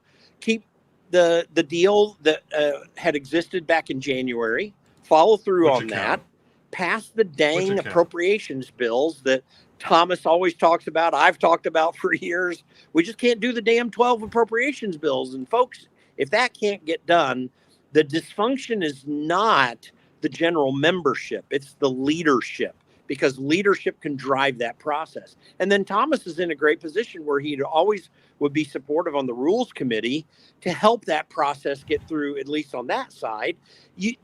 Everything was in place to do the right thing, even with all the bad stuff. Just and give I think a Thomas little would agree with me. slap There's of nobody losing who thought 1%. that Mike Johnson all was he going had to to come do. out of this unscathed up to this point, but no one predicted it would be this bad. So that's why I can't begrudge There's it. one thing. There's one thing Johnson had that Thomas Kevin Massie gave again him. talking. Of course, Johnson inherited a very hard hand to play, but he had an ace that he just threw away, and that is what they call up here in Congress the Massie plan. All he had to do when he stared Chuck Schumer down is a CR. If Mike Johnson had done a CR, and I know we all hate CRs and I hate CRs, but if he had done a CR instead of an omnibus, all of government would have got cut 1% on April 30th. We would be in the penny plan right now. All he had to do was say, you know what, I'm not going to shut down the government. I'm going to do a CR for the rest of the year. And he threw that away. That was the thing that Kevin extracted in the debt limit deal that a lot of people wanted to poo-poo, but I voted for it because he got that 1% cut if you do a CR that goes past April 30th. That was Mike Johnson's that was a layup. That was the easiest thing he had. But honestly, he gave in to our the military industrial complex. They've got a strong toehold here in Congress, and they get members on the committee of jurisdiction. And then a lot of those members are the ones that kept Jim Jordan from becoming speaker because they knew Jim Jordan was serious about the Massie plan, which was the 1% cut if you do a CR, as a point of leverage. And so the military folks said, hell no, we're not taking a 1% cut. We got to have like a 10% increase or whatever they ended up with.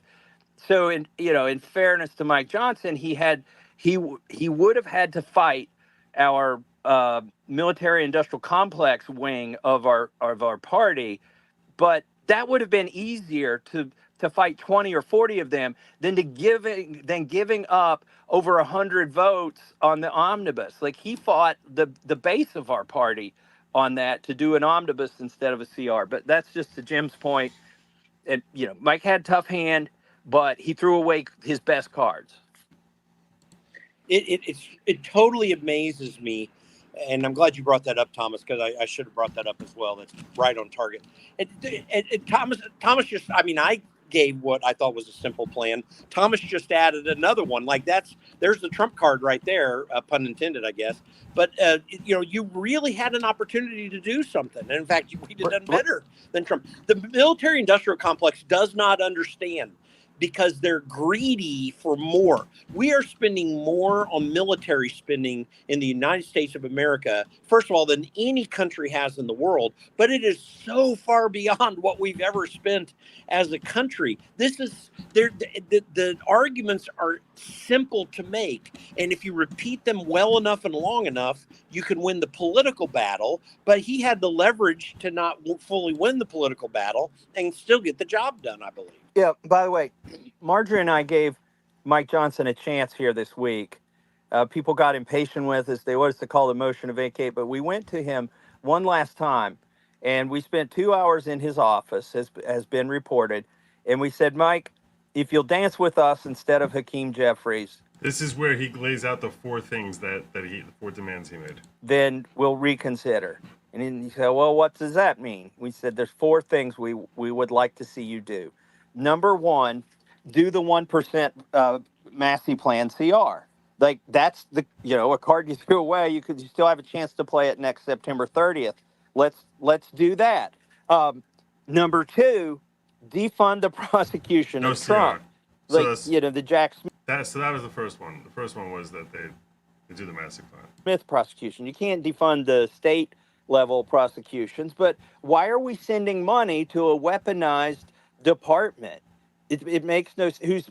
Which is prosecuting illicitly or illegitimately a presidential candidate. I mean, this guy is running up into headwinds that we are creating. We're sending the money to it. The other thing we said was follow the Hastert rule.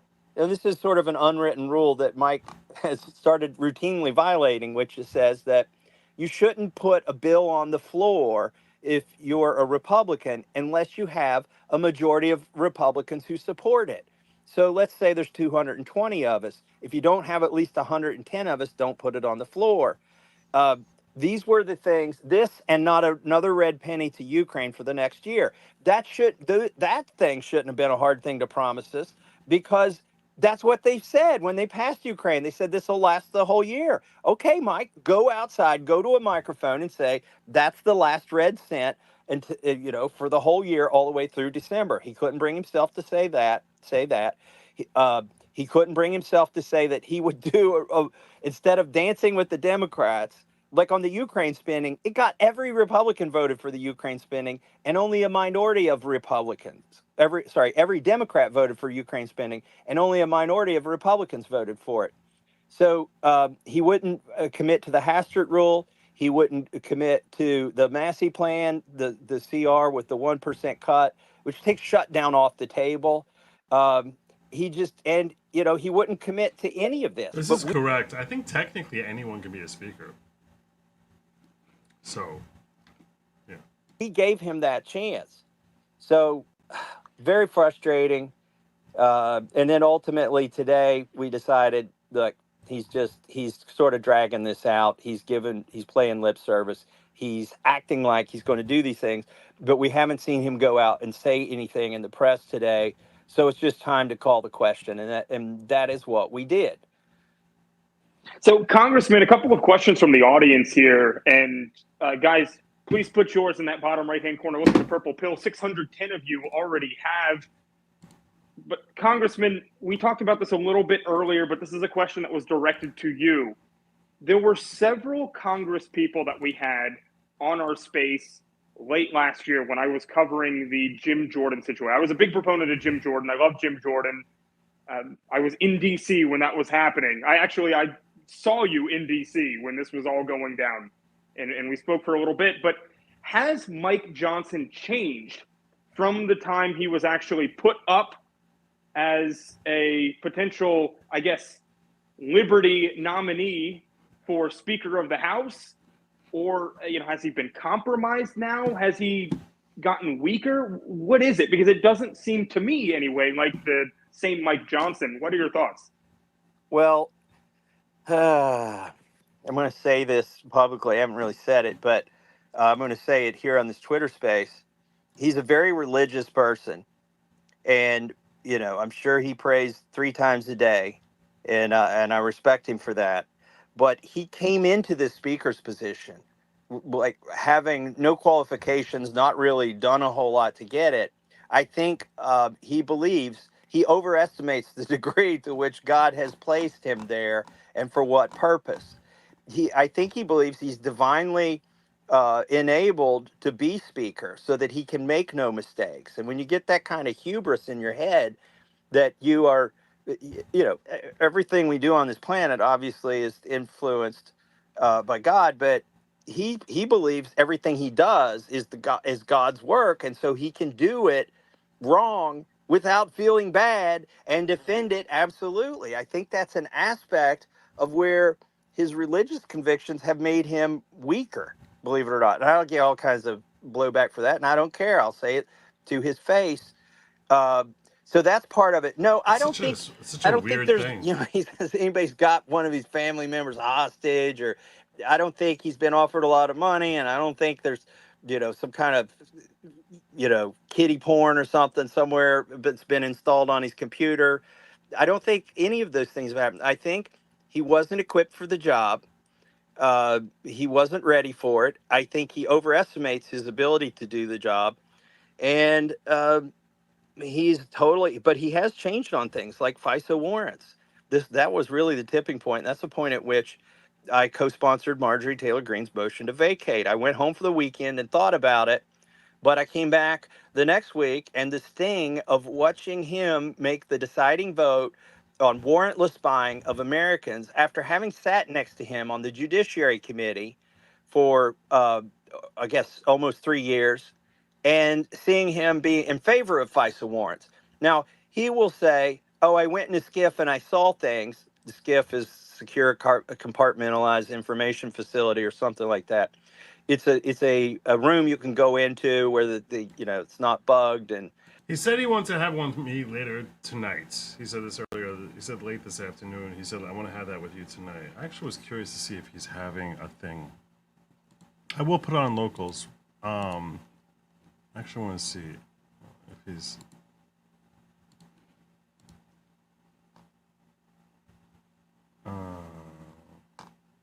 doesn't seem like he's on Spaces right now.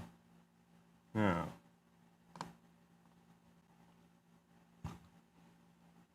So, I don't know. I'm gonna have to talk to him. They can control documents, and there's double doors. I Anyway, actually DM'd him he when said I I went filed, into the but SCIF, apparently he never and read it. I found out information that changed my mind on the FISA warrants.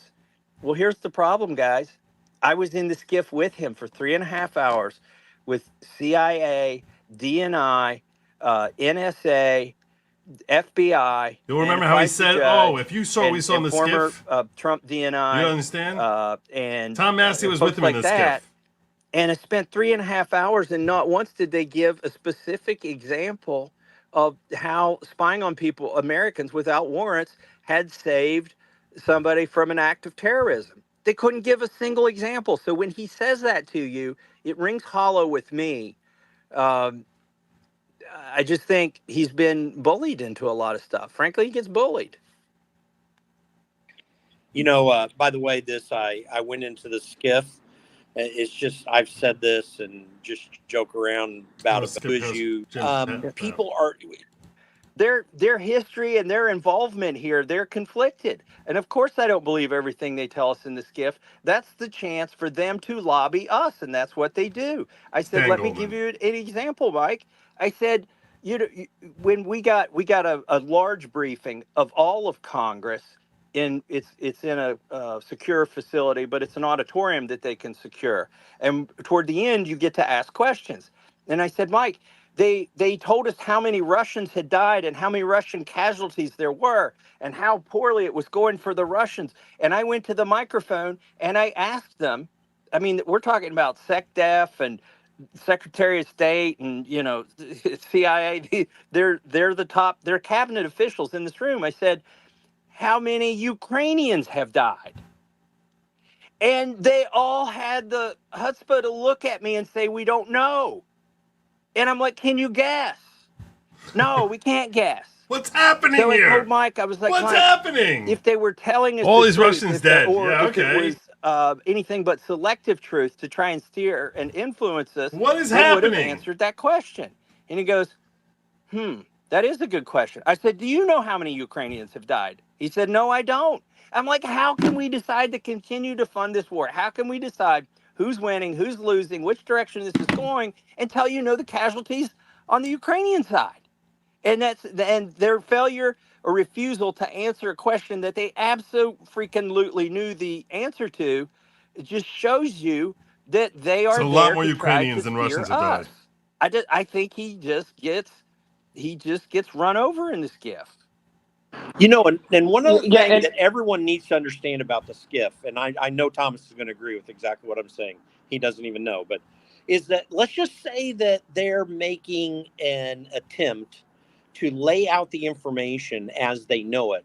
Well, all of a sudden we have a very real epistemological problem, because there's no way any member of Congress that's in that room that's listening to all that information can validate if they're accurate. So if they were making an honest assessment, but it was a dead wrong one, there's no way to figure that out sitting in the SCIF. You got to rely entirely on, and I'm giving the best case scenario. The worst. Speak to that point. When you go in the SCIF, you leave your smartphone outside.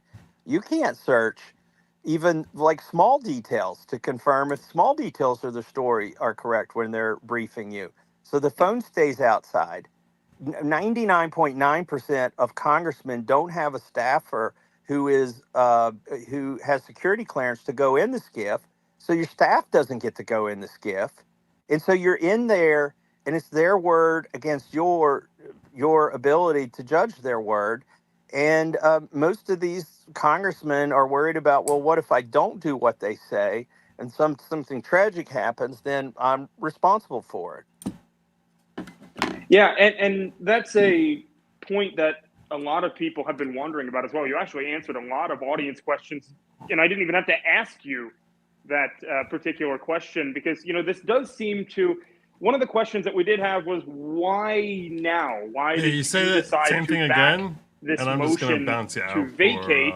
And now we seem to have our spamming. There's no answer. spamming here. And it also leads to another question that we've been getting a lot tonight, Congressman, and that's what do you say to the people that say this is the wrong time? It's an election year. This is bad for the party. What's your response to that? Well, that's a super easy answer. And that's a question. That's a position that a lot of people were taking, Like including me. Nancy Pelosi wants to keep him. So let me back up. We're 6 months from the election. Now is the time to do it, not when he betrays us on September 30th, which is sure shooting is going to happen. He's true. He's going to use now the majority of Democrats to pass some people kind don't of remember CR what to happened get us 6 in the months ago lame when duck they're voting. session. Right now is the time to do it. And by the way, they say, "Oh, you'll throw the House into chaos." Chaos is 3 weeks of work. We spent 3 straight weeks, 5 days a week. We still went home on weekends. But people missed a few fundraisers. They missed a few parties. They missed a few town halls. That's not chaos. People died for this country. We can spend 3 weeks electing a new speaker, even if it's as painful as it was last time. I get the But when you say now is not the time, there will be political ramifications and we'll lose the majority. Well, Nancy Pelosi and Hakeem Jeffries and Gerald Nadler and the entire Democratic leadership team disagree with you. And they have, look, Nancy Pelosi has better stock information than you have, obviously, by her portfolio. Why wouldn't you think she has better political information than you have? I mean, they don't agree with you, and I don't either. So that's why I disagreed with his assessment there. It could be that they're just giving a thank you to Mike Johnson for aligning their pockets with Ukraine. It's got nothing to do with politics. It's in the sense of who does this benefit in November. It's a matter of who we want to say thank you. There's no good time. Let me tell you when the worst time to try to fix this problem is. The worst time, because I've seen this happen before, is let's say Trump wins in November, and through some dumb luck, we pick up 10 extra seats in the House. So our majority goes from 5 to 15. Well, Trump is going to roll in and say, and everybody's going to be ecstatic that Trump won. By the way, I know this is going to happen because I saw it happen with Paul Ryan. Everybody's going to be ecstatic that we've got the majority and Trump won and everything should be possible. And they're going to say, why? If Massie and Green and Gosar are like, well, listen, this is when he's saying we all know is horrible. Don't say it's politically bad for us. Oh, don't pick it was politically bad for us. Come on. My point is this: if you're saying don't say it's politically bad for us, if it was politically bad for us, the Democrats wouldn't have supported it. No, they would have supported it anyway. They would support him anyway because they like the money he's giving them, even if it would have politically benefited them. There's two things motivating them: there's the money, and then there's the politics, the election gains. There's the pocket gains, and there's the election gains. And I think to them, their personal pocket gains matter a lot more. We can all work together. And when Trump endorses him after the election, we're doomed. We'll never get rid of him. So that was the reason to call it now. We got 11 votes. If our majority is 11 come January, and he's going to lose 11, then he's a lame duck. And so part of calling this now, even after we knew that Nancy Pelosi was going to save him, was to show that he would be a lame duck in January and for everybody to hopefully get adjusted to that reality. Yeah, and Congressman, another question. Hakeem would never get the votes. This is something that a lot of us wanted and something that we've actually been talking about on this very space before you came here. How do we get to the point where we have a Speaker Massie or a Speaker Jordan? What is it going to take? Well, I don't know that a Speaker Massie can happen. A Speaker Jordan could happen. What it takes is you go back and you look at the vote for Speaker Jordan. It's a public vote, and I think we had 3 rounds.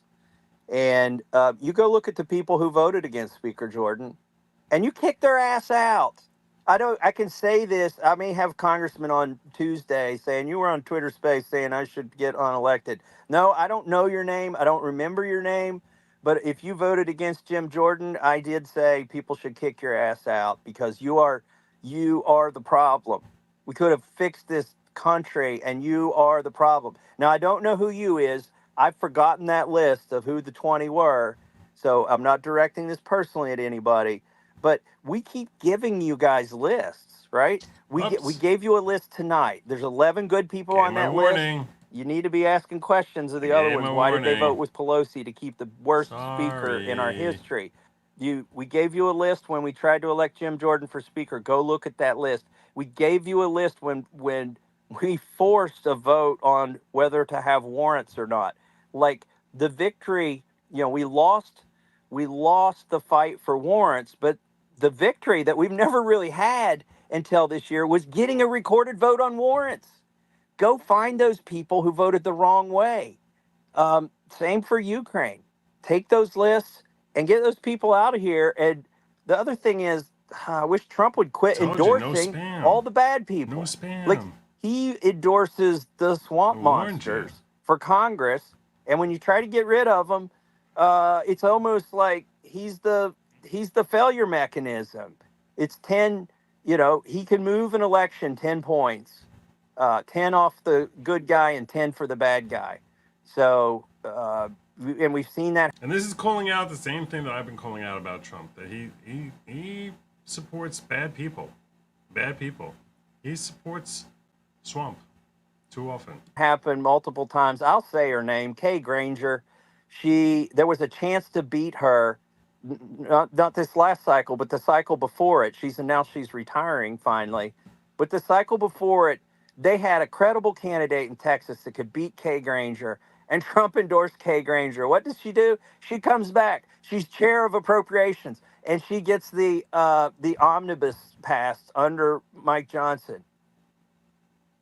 I'm sorry. No. So Congressman Massie, actually, so that's a good point, because it seems like back when we were trying to push for Jim Jordan very, very hard, like I said, I was a strong proponent of Jim Jordan's.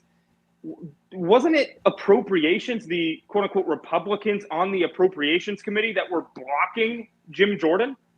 That was sort of a strong overlap between appropriations and voting against Jim Jordan. but you had people who did vote for Jim Jordan who are on appropriations. So you can't just paint them all with a broad brush. In fact, Kevin McCarthy agreed at the beginning of this Congress to put some conservatives on appropriations. Which you got to go look at that list. But to your point, strong overlap. That's not me. He had a glitch. Go ahead, Jim. Just in the meantime. But it wasn't all appropriations people. I mean, you even had Robert Adderhold, who's been a subcommittee chairman for a long time, voting for Jim and supporting him. Andy Harris is another one. There's some folks there. But what's interesting is that Tom Cole, who now is appropriations chairman, Tom Cole had supported Jim Jordan. I hope Thomas can hear me. If he comes back, maybe I'll repeat it. But I'm of the opinion that we could come to the end of the year, and if we're able to keep the House, which by the way is not a foregone conclusion, and then it becomes. I wasn't the big, as everyone knows, I wasn't the biggest proponent of doing MTV right now, just because it didn't matter. But I'd have done it earlier, before all this bad crap happened. But the thing is, if it becomes obvious, and this is the one good thing maybe that of what Thomas was doing, is if it's obvious that Mike cannot become speaker, then you've got an opportunity for Trump to come in, knowing that Jim is a huge supporter of his, and impressionable new members of Congress coming in. If we do get the majority, you're going to have new members. Well, Donald Trump can make an impression. Tom Cole could step up again for Jim Jordan, which I don't know isn't obvious, but it's something that could happen. And he dropped. I'm sure he'll come back. But that's kind of the scenario. It seems like it was a phone call, Jim. So I'm sure. Yeah, I'm sure it is. Yeah. But yeah, so could have been the speaker. You never know. But no, he's brought up some interesting points, though, Jim. Things that I don't remember exactly who brought this up earlier, but somebody that we had on the space. Maybe you were here. I want to get back to Massie coming back. There's just a lot to download. You could probably write a book. Conclusion. But if we can keep the House and add some members, then you've really opened up the door potentially for Jim to become Speaker, because you'll have new impressionable members of Congress.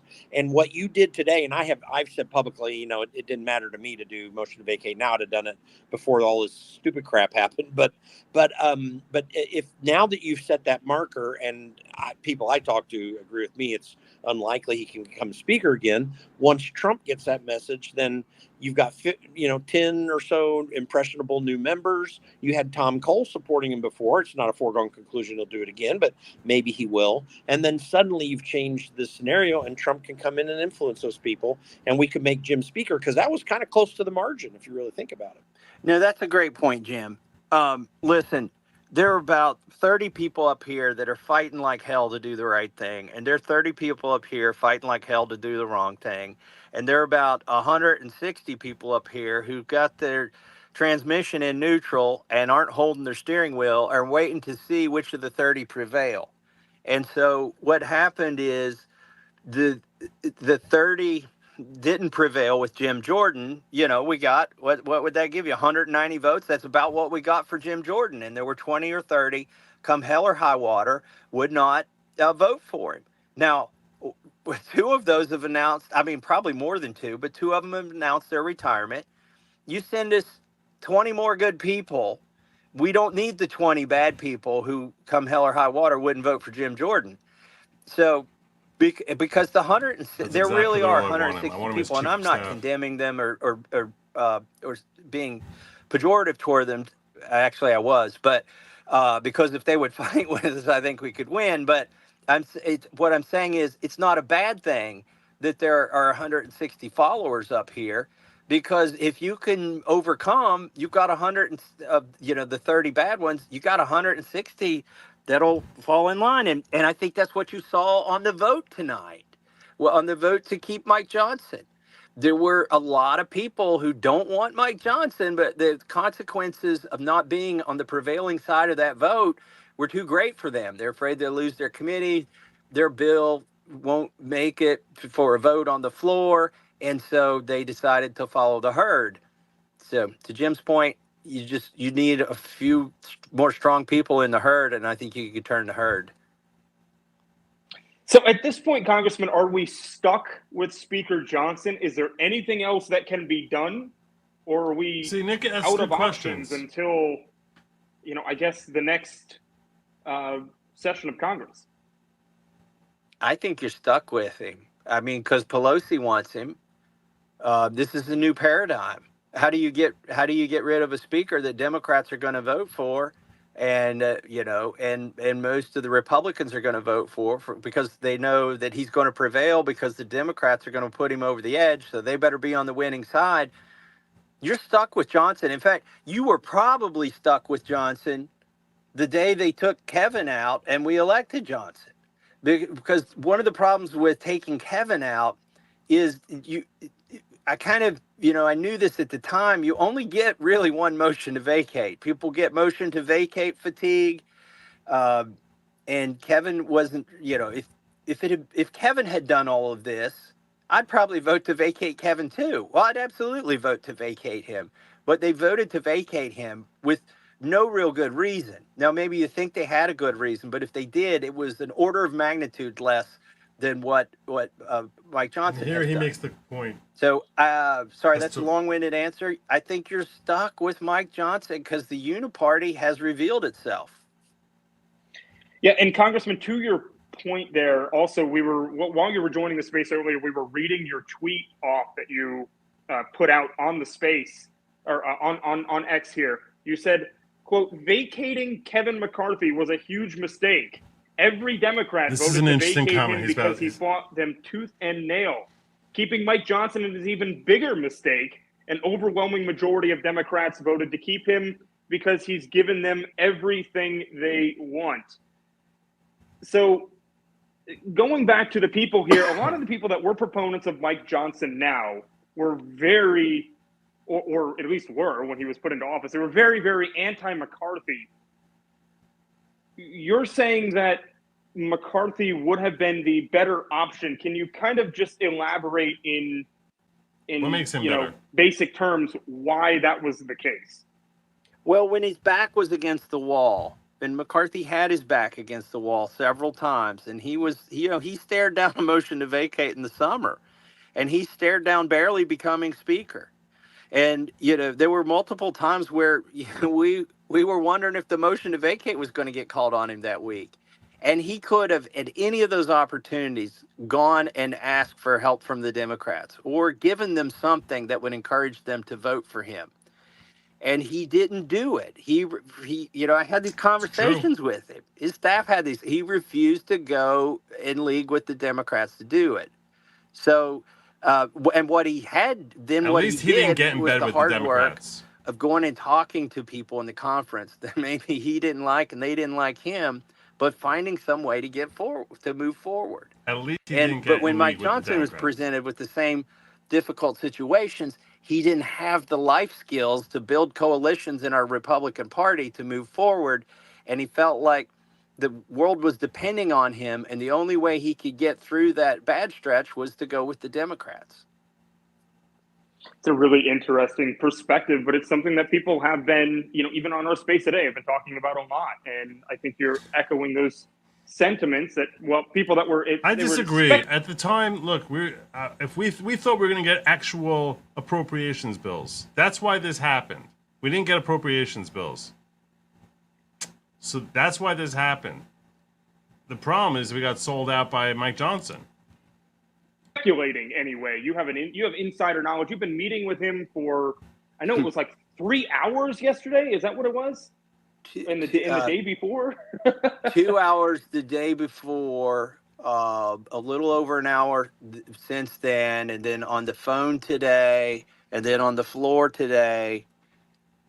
It does frustrate me. I know I don't have every answer, and I know there's things that I oversee that other people can see because they're further away from it. And I'm definitely not, I'm not infallible in my logic either. But it is really frustrating sometimes to be on Twitter.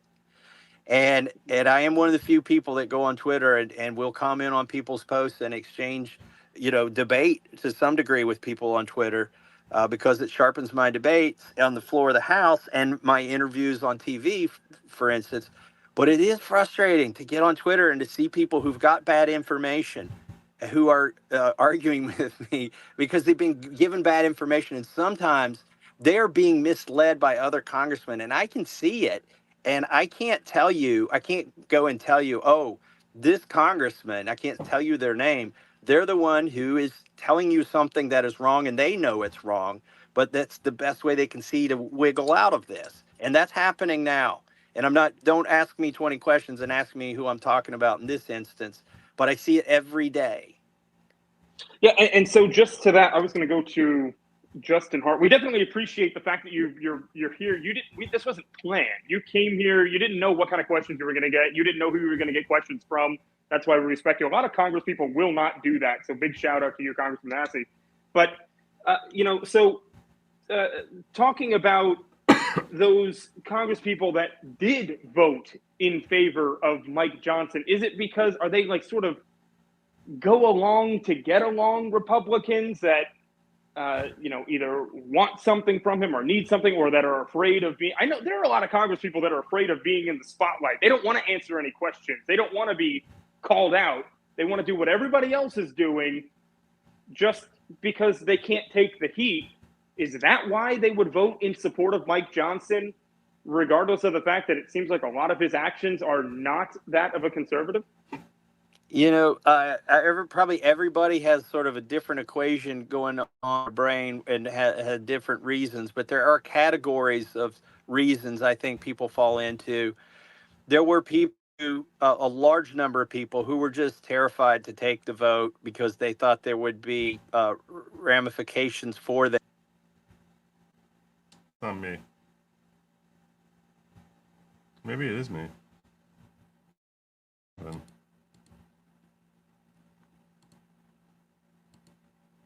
You to represent us and be a serious legislator, and you're you fell in with Marjorie Taylor Greene. Come on, you really let us down. Like, they don't want to have to go home and talk to people like that who are going to talk to them that way. You have some people who got their hide scorched off for voting against Kevin McCarthy, for voting to vacate Kevin McCarthy.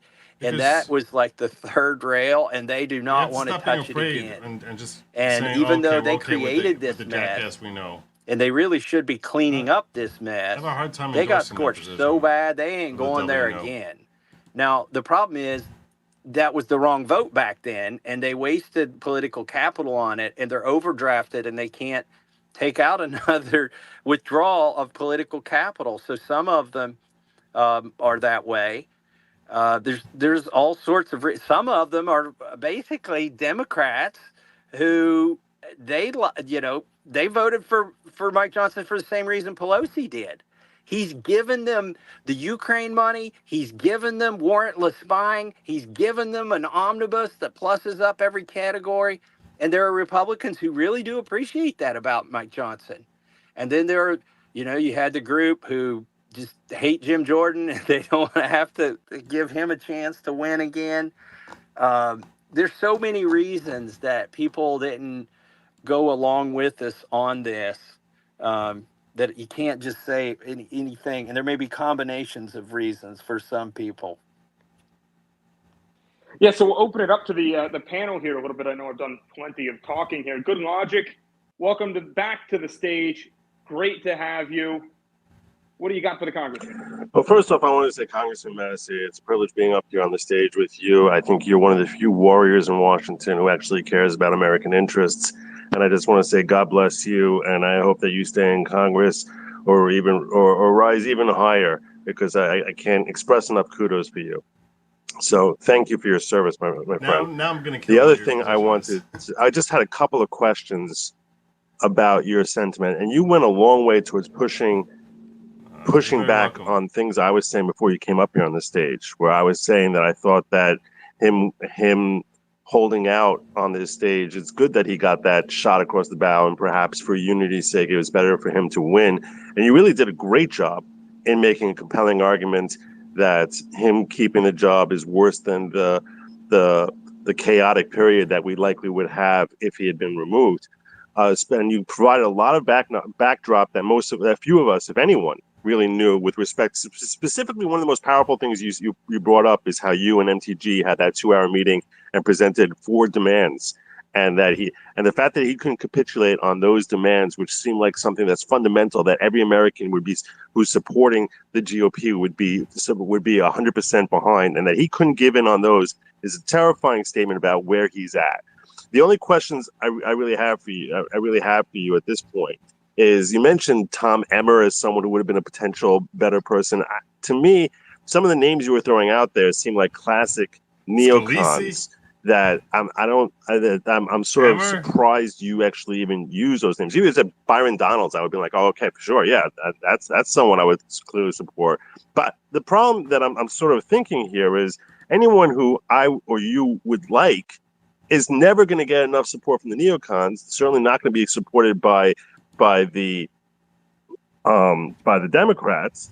So that's why I just wonder where we're at with respect to being able to get a speaker on that. And then the other point I wanted to make before you get to that, because I don't know if I'm going to get another chance to speak, is you speculate that the fact that Nancy Pelosi and Hakeem Jeffries support Johnson is indicative of the fact that they think that that's politically, it's better to keep him politically and they're not interested in disrupting the GOP by having these weeks of chaos and the bad PR that would go out throughout America if Congress shut down or you didn't have a speaker for several weeks.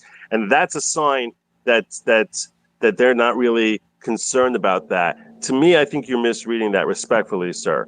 And that is, I think that they have 2 competing interests. One is their own personal bottom line in their campaign, and then the other is the politics of helping win the presidency and that element. And I think that takes a back seat in their own minds. I think that the nature of most people in Congress, present company accepted, But the nature of most of the beasts in Congress is that it's all about survival and self-interest. And we saw how, with respect to Ukraine, that in FTX, how that became a spin cycle where they would kick out money to Ukraine and it would get funneled on back to Congress. And I'm sure that with this new bill, even though they can't use FTX anymore, that was exposed and that's been shut down, that there are other ways for that spin cycle of money to come back to inside that some of those monies would be nice donations inside the Beltway to members of the Uniparty. So that's why I think they supported him. Is that they said, you know what, the fact that he's putting money in my pocket is more important to me than any disruption that may result from having him removed. And that's my way of saying thank you to him for actually being a closeted member of the Uniparty while having been on the Freedom Caucus before. And I think that's what motivated Nancy Pelosi and Hakeem Jeffries more than your perspective of what. And the point that I'm making with that is the fear of the harm this could have on the Republican Party should be legitimate. It could be a legitimate fear if we disrupt it by removing the speaker. And even though it is a legitimate concern that it actually could harm us in November, maybe losing that opportunity to harm us in November is not primary concern to Nancy Pelosi. It's not a primary concern to Hakeem Jeffries. They're much more concerned about their own wallet than they are about causing harm to the GOP in November. Well, they sort of think that it's not going to be harmful to Trump, because if they thought it'd be harmful to Trump, they wouldn't have supported him. So I just wanted to get your thoughts on that as well, if possible. And again, thank you for everything, my friend. Well, I think it's both. And they, so I agree with your point. Now, in terms of they're doing it in self-interest. The question is, which self-interest is it? I'm using it as a rebuttal to people who say, well, that's not a valid rebuttal. You'll get Hakeem Jeffries if your motion to vacate succeeds. Well, if they thought they would get Hakeem Jeffries, or they had a chance at it, they would roll the dice and try to get Hakeem Jeffries. They knew that wasn't really in the cards. I agree with that. So, and there's another factor here too. Part of it's humiliation. They did want to pile on, I think, to humiliate us and to demotivate us. And it is self-motivation, but in a way like a honeybee hive is self-motivated. They're more communist. They're more socialist. Look, individually, for each of them, unless you're Nancy Pelosi and can never be beaten, this was a really bad vote back home for a primary. I've tried to put myself in their shoes. Can I imagine if Hakeem Jeffries let's imagine Nancy Pelosi were speaker and the Democrats were going to throw her out and we got a chance at a different speaker. And I had to go home in my next primary and say, I voted to keep Nancy Pelosi. That would be, so what they actually did was some degree of self-sacrifice. Individually, not really, because they only tabled the vote. They didn't vote for Mike Johnson. They just said we're not gonna vote on MTG's thing. So they didn't really support Mike Johnson. You can't show that. They just show that they said we're not gonna let MTG's bill go forward to help the whole party. And you saw them do that with Obamacare. The Democrats are a lot better at that than we are. They'll throw bodies on the pile, their own bodies, if that's what it takes. So one of the reasons you saw Nancy Pelosi, Hakeem Jeffries, Gerald Nadler, you saw the whole leadership team come out, is they had to show they were willing to walk the plank for the greater good of the Democrats in order to get the rank and file members to walk the plank for the greater good of the Democrats. So I agree with you. It's self-interest. Some of it was sort of political. You know, what's best for ourselves in our next election. What can get us more money? What can get, if we declare ourselves to be part of the Uniparty, the military industrial complex and the lobbyists up here, they'll love us even better, because honestly, the lobbyists, those are the ones who don't want chaos, right? When we had to elect a new speaker last fall and we went 3 weeks, it was like a congressional shutdown, but all the rest of government went on. But no lobbyists got any of their favor factory shut down for a while. I will say this: anytime you can shut down Congress, if they could shut it down for a year, I'd be like, that's totally cool. So they gained some favor by keeping Congress, the favor factory known as Congress, in session, but it wasn't in an individual way. They were individually sacrificing in order for the Democrat Party to be better off. Now, backing up, about, you mentioned Tom Emmer. Let me just say, if you're remember Tom Emmer, how he said, "Oh, Tom Emmer might be speaker." I'm like, who the hell was Tom Emmer? looking for one thing redeeming, Tom Emmer was the only member of the leadership team who voted against warrantless spying on FISA. Like, you can always find a good vote here or there among somebody, but there's an aspect of Mike Johnson where he was just a lost ball in tall weeds. He didn't have a staff. Like, this is why, like, if you were here in the swamp and you looked at how things work, you would see I've only got 6 people working for me in Washington, D.C. And this is a great point he's making here, which I was not aware of. And you need like 50 to run a speaker's office. And so I might be the most principled person in the world, very likable, very logical and smart. But if I got thrown into that office with 6 people and I had to quickly find 44 people, I could sink instead of swim there. And so there's, I want somebody who's competent and ready. Their staff and everything is ready for the job. I think that's why Jim Jordan was suitable on Judiciary Committee. He's got a staff of like 50, 60 people. I don't know if the Judiciary staff might be bigger than the Speaker's office. I don't know.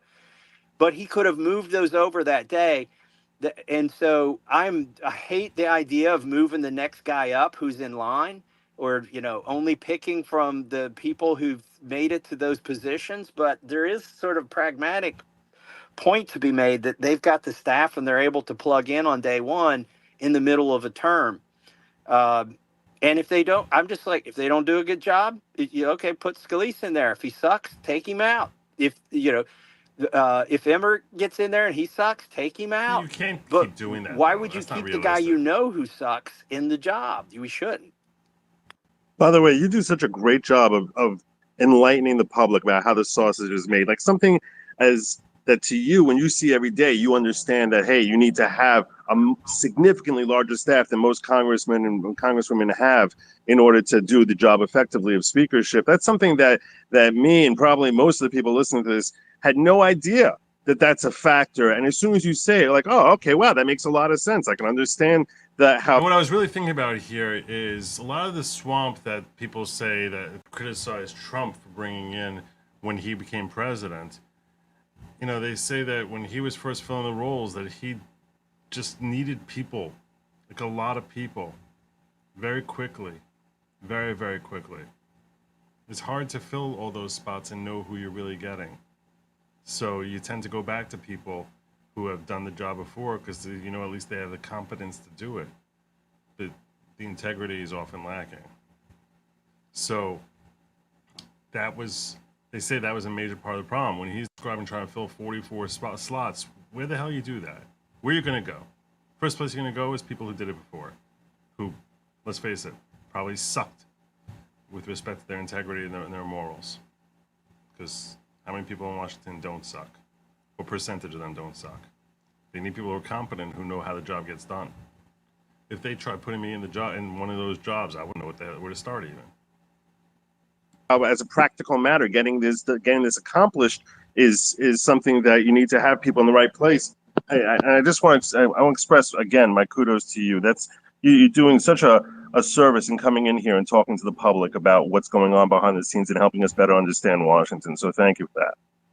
Well, thank you, Good Logic. Yeah, and so let's also go to one of the points that you made earlier, and someone in the audience actually highlighted this as well, so I wanted to bring it back up. So you mentioned that one of the things that you said to Speaker Johnson, Congressman, in the meetings that you had with him. Anyway, it's kind of late. Very late, actually. Very, very late. I really was planning on wrapping up at midnight, and here I am still at 1 o'clock in the morning. So I'm going to be wrapping up over here, and basically, sending you on your merry way. I never heard back from anyone who was able to cover for me. I really want to watch this thing tomorrow. God, I want to watch that cross-examination so badly. I want to watch that cross-examination so badly. I'm so torn about whether to like leave right now, grab food, leave right now, and just go to the city and get in line so I can see the cross-examination of Stormy Daniels. I'm so torn. Anyway, I don't think it's gonna happen. I'm feeling tired, so I'm gonna land my plane. See, even Judge Maddie knows. He's like, the plane's landing. The plane's landing. I'm not sleeping on the streets. No. But if anyone's able to hit me up, you can send me an email and tell me, hey, Joe, I'll wait in line for you. Like from 3 in the morning till 9. It's possible someone will do that. You can hit me up at goodlogic at gmail.com or on Twitter. That's where I'm likely to see it fastest. Anyway, my friends, someone to hold my spot. If not, I'm probably not going to end up making it there. I'm going to just read through the transcript in the end. That's my show. I'm sticking to it. I thank you all for joining me. No matter what they tell you, do not eat the bugs. Just don't do it. Don't do it. And as always, I say good night and Godspeed.